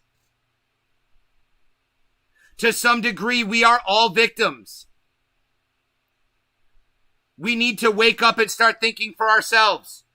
Be a critical thinker. There's nothing wrong with being a critical thinker and studying and researching to come to a conclusion and finding out that your first opinion that you had was wrong. It's okay. It means the people who gave you the information lied to you. If you do research and you find out that you were wrong, you need to go back and you need to ask yourself, why did these people tell me something that wasn't true? Why did they provide me with inaccurate information? Was it done on purpose? The answer is yes. The answer is yes. Because see, there are one of two things. You have two ways to believe. And this is the one thing that I did pick up from that book, which I highly recommend to everyone. It is called None Dare Call It a Conspiracy. I'm actually going to post it on my Facebook eventually in the comments to this video. So if you're seeing this after the fact, look for my comment. If not, feel free to message me. Feel free to come to my page. Send a message to BG from the bottom of the rabbit hole. I'm going to post it there as well. None Dare Call It Conspiracy by George Allen. And he says there are two types of people in this world, just like I like to say. Although I say there are believers and critical thinkers. He had another very interesting way of looking at it. He said there are people who believe that everything that happens in the world is a coincidence. And it just so happens that for so many years, all of those coincidences led to our politicians on both sides, Republican and Democrat, going against what they campaigned on and slowly adding socialist and Marxist policies to our government and to our system of laws. You either believe it was a complete coincidence or you believe that everything is done on purpose. And this is all part of a greater design. Those people who believe that this is part of a greater design are called conspiracy theorists. But you are not a conspiracy theorist. You believe that nothing happens by accident. You believe that this is a design. Because if you believe it's a coincidence, well, how many coincidences need to happen before it's no longer a coincidence? Ask yourself that question. In your own life, in your own relationship with your husband, your wife, your children, your friends, you would allow 2, maybe 3 at best before you said, okay, this is one too many coincidences. I think you're up to something no good and something has to be done about this. But we're talking about tens of thousands of conspiracies, tens of thousands of coincidences going back almost 100 years, over 100 years.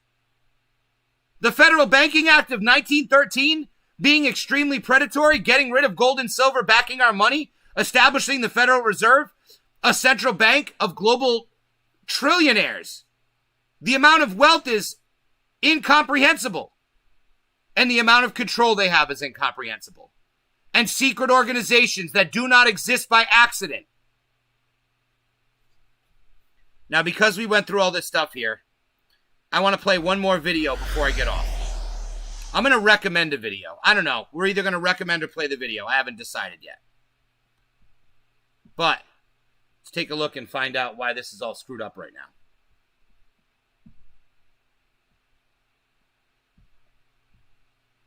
Hold up. Oh, because I'm on gaming. I'm not on...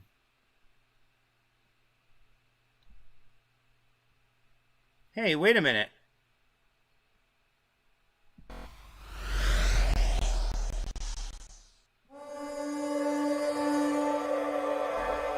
Build custom industrial machines in days.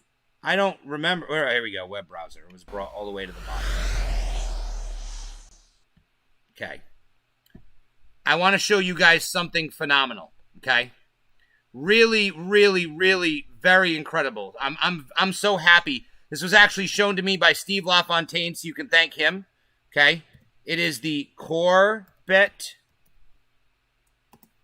They won't even fucking recommend it.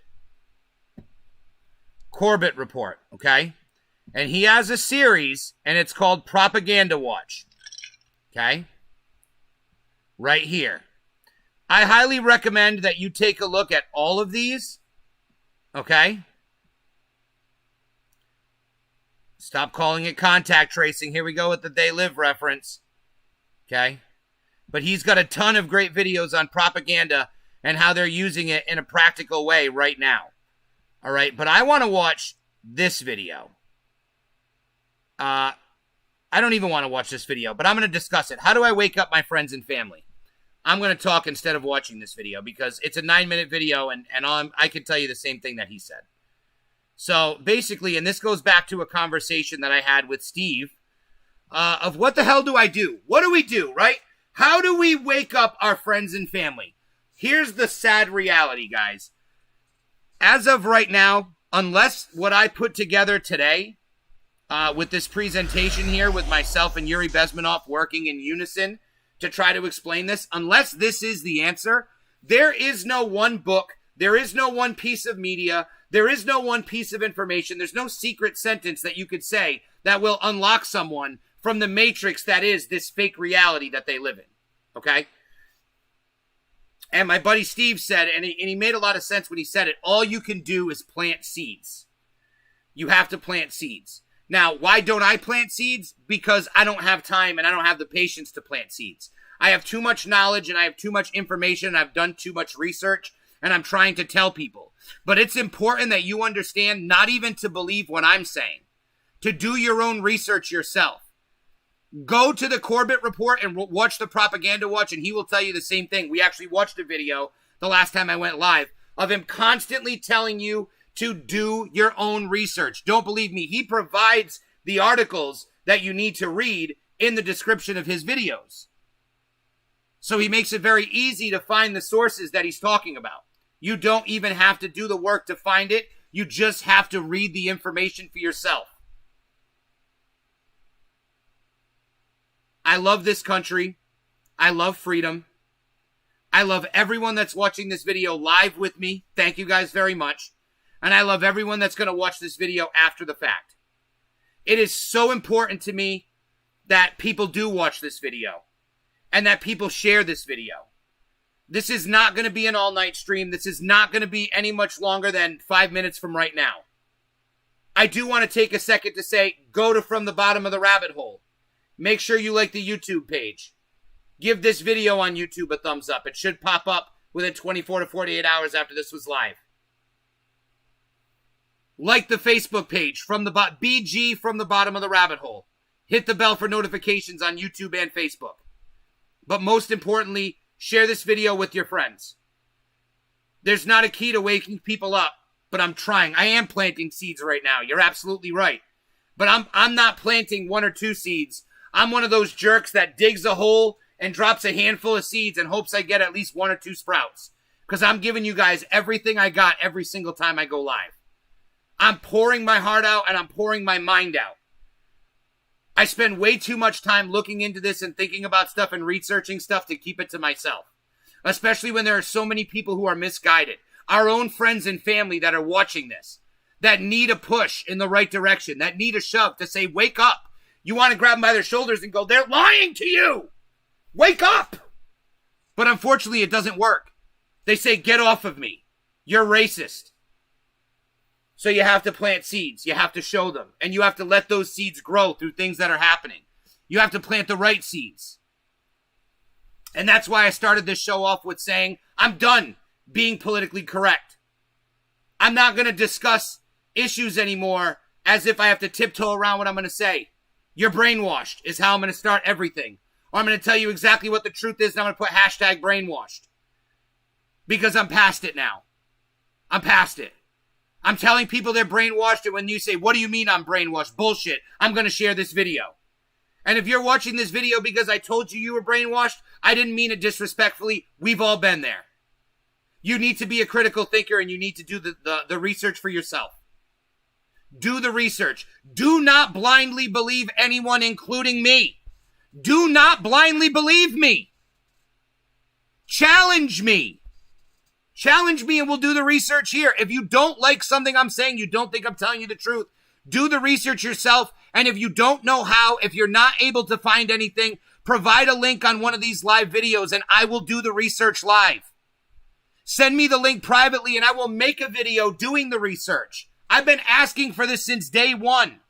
Let me help show you how to do research. That's what Propaganda Watch is good at. The Corbett Report and Propaganda Watch is a phenomenal tool to learn from and to show others. When you get to a certain point, you can just see the propaganda. You don't even have to. You could take one look and say, I know what's going on here. Let me research some information. Yup. It was what I thought it was. Let me make sure it's true. Let me try to disprove it. It looks like it holds up. It looks like it's valid. Okay. Let me see what they're saying against it. Okay, here's the narrative. Here's the spin they're putting on that. Let me try to disprove that information. It counteracts with the original information that I found that tells a whole different story. Okay, now I understand. This is the truth. Here's the narrative. Here's how they want you to think. Here's what the reality is. That is the basis of research in a nutshell. When you get to a certain level. But when you don't know what's going on, you just have to do research. You have to use DuckDuckGo. You have to look on the big name pages and go to the source of their information. Click where they got it from. If you see a news report on CNN and it says a local Fox affiliate in Chicago did a story on or reported that, you click that report. And then you look at that story. And then you find out where they got their information from. Do they have a video? Do they have testimony from someone that was there? You verify this. You vet the information. And someone like Corbett Report and James Corbett is a great tool to help you do that. I don't even want to play a video right now because I want you to look it up for yourself. Corbett Report, okay? We're going to go back and take a look one more time so there is no mistake. Corbett. He looks like this guy. He has very well edited videos with great production values, far greater than I have at the moment. And this Propaganda Watch here, was literally what I wanted to do when I started this channel. That's why my second video was entitled #propaganda. The first video was to get shit off my chest, to tell people how I felt about certain things. The second video went right into what I'm trying to do, teaching people how to disseminate information from false information, disseminate reality from fiction, from an agenda. And just because you have an agenda doesn't mean it's bad, but it can be false. It can be based on lies, and it can be manipulative. I have an agenda right now, and it's to get you to think for yourself. But I'm not telling you what to think. I'm teaching you how to think. Unfortunately, there are people who do not know. There is someone else that referenced something. The gentleman named George Allen in that book. Okay? They bank on you not doing the research. This is what you need to understand. Your research, doing research and being a critical thinker, okay? Using I believe it's the prefrontal cortex. I may be wrong. I may not be saying it correctly, but I believe that's the part of our brain that we use to think critically. And if you do not lose it just like a muscle, it will shrivel up. It will shrivel up. It will become weak. It will become docile. It needs to be flexed. You must challenge everything, including me, including what your parents taught you, including what you learned in school, and more importantly than anything else, every single thing you see on television and hear on the radio. On that note, you guys, I'm out. I want to thank everyone for joining us. Please share this video. I had a blast doing it today. This is my magnum opus. Unless I get great production values and I can make a documentary that goes even further than this, where I can cut up clips of Bezmenov, put them right next to clips of the media, and then narrate in the background where you only hear my voice, and then you see me doing things like this occasionally in front of a green screen at a desk Maybe I'll be wearing a suit and I'll have my long hair and a beard by then. We'll be in a different place. But for right now, this is what you have as a tool to learn from and to teach others what's happening in the world today, not just to brainwash the population of America, but populations all around the world. You heard Yuri talk about how we invaded other countries and interfered with the subversion of other countries. But now it's happening to us. And one thing that was said is, and this was said in George Allen's book as well, he goes, we'll never elect a president, but we need to really focus on electing senators and congressmen. Well, people, we did it. We elected a fucking president. And we have only 4 more years left. And we have to make sure that those 4 years are maximized by making sure that this man has as many people as possible who will work with him to make sure that America is protected from this happening again in the future. And make sure you educate and raise your children correctly to not allow this to happen again.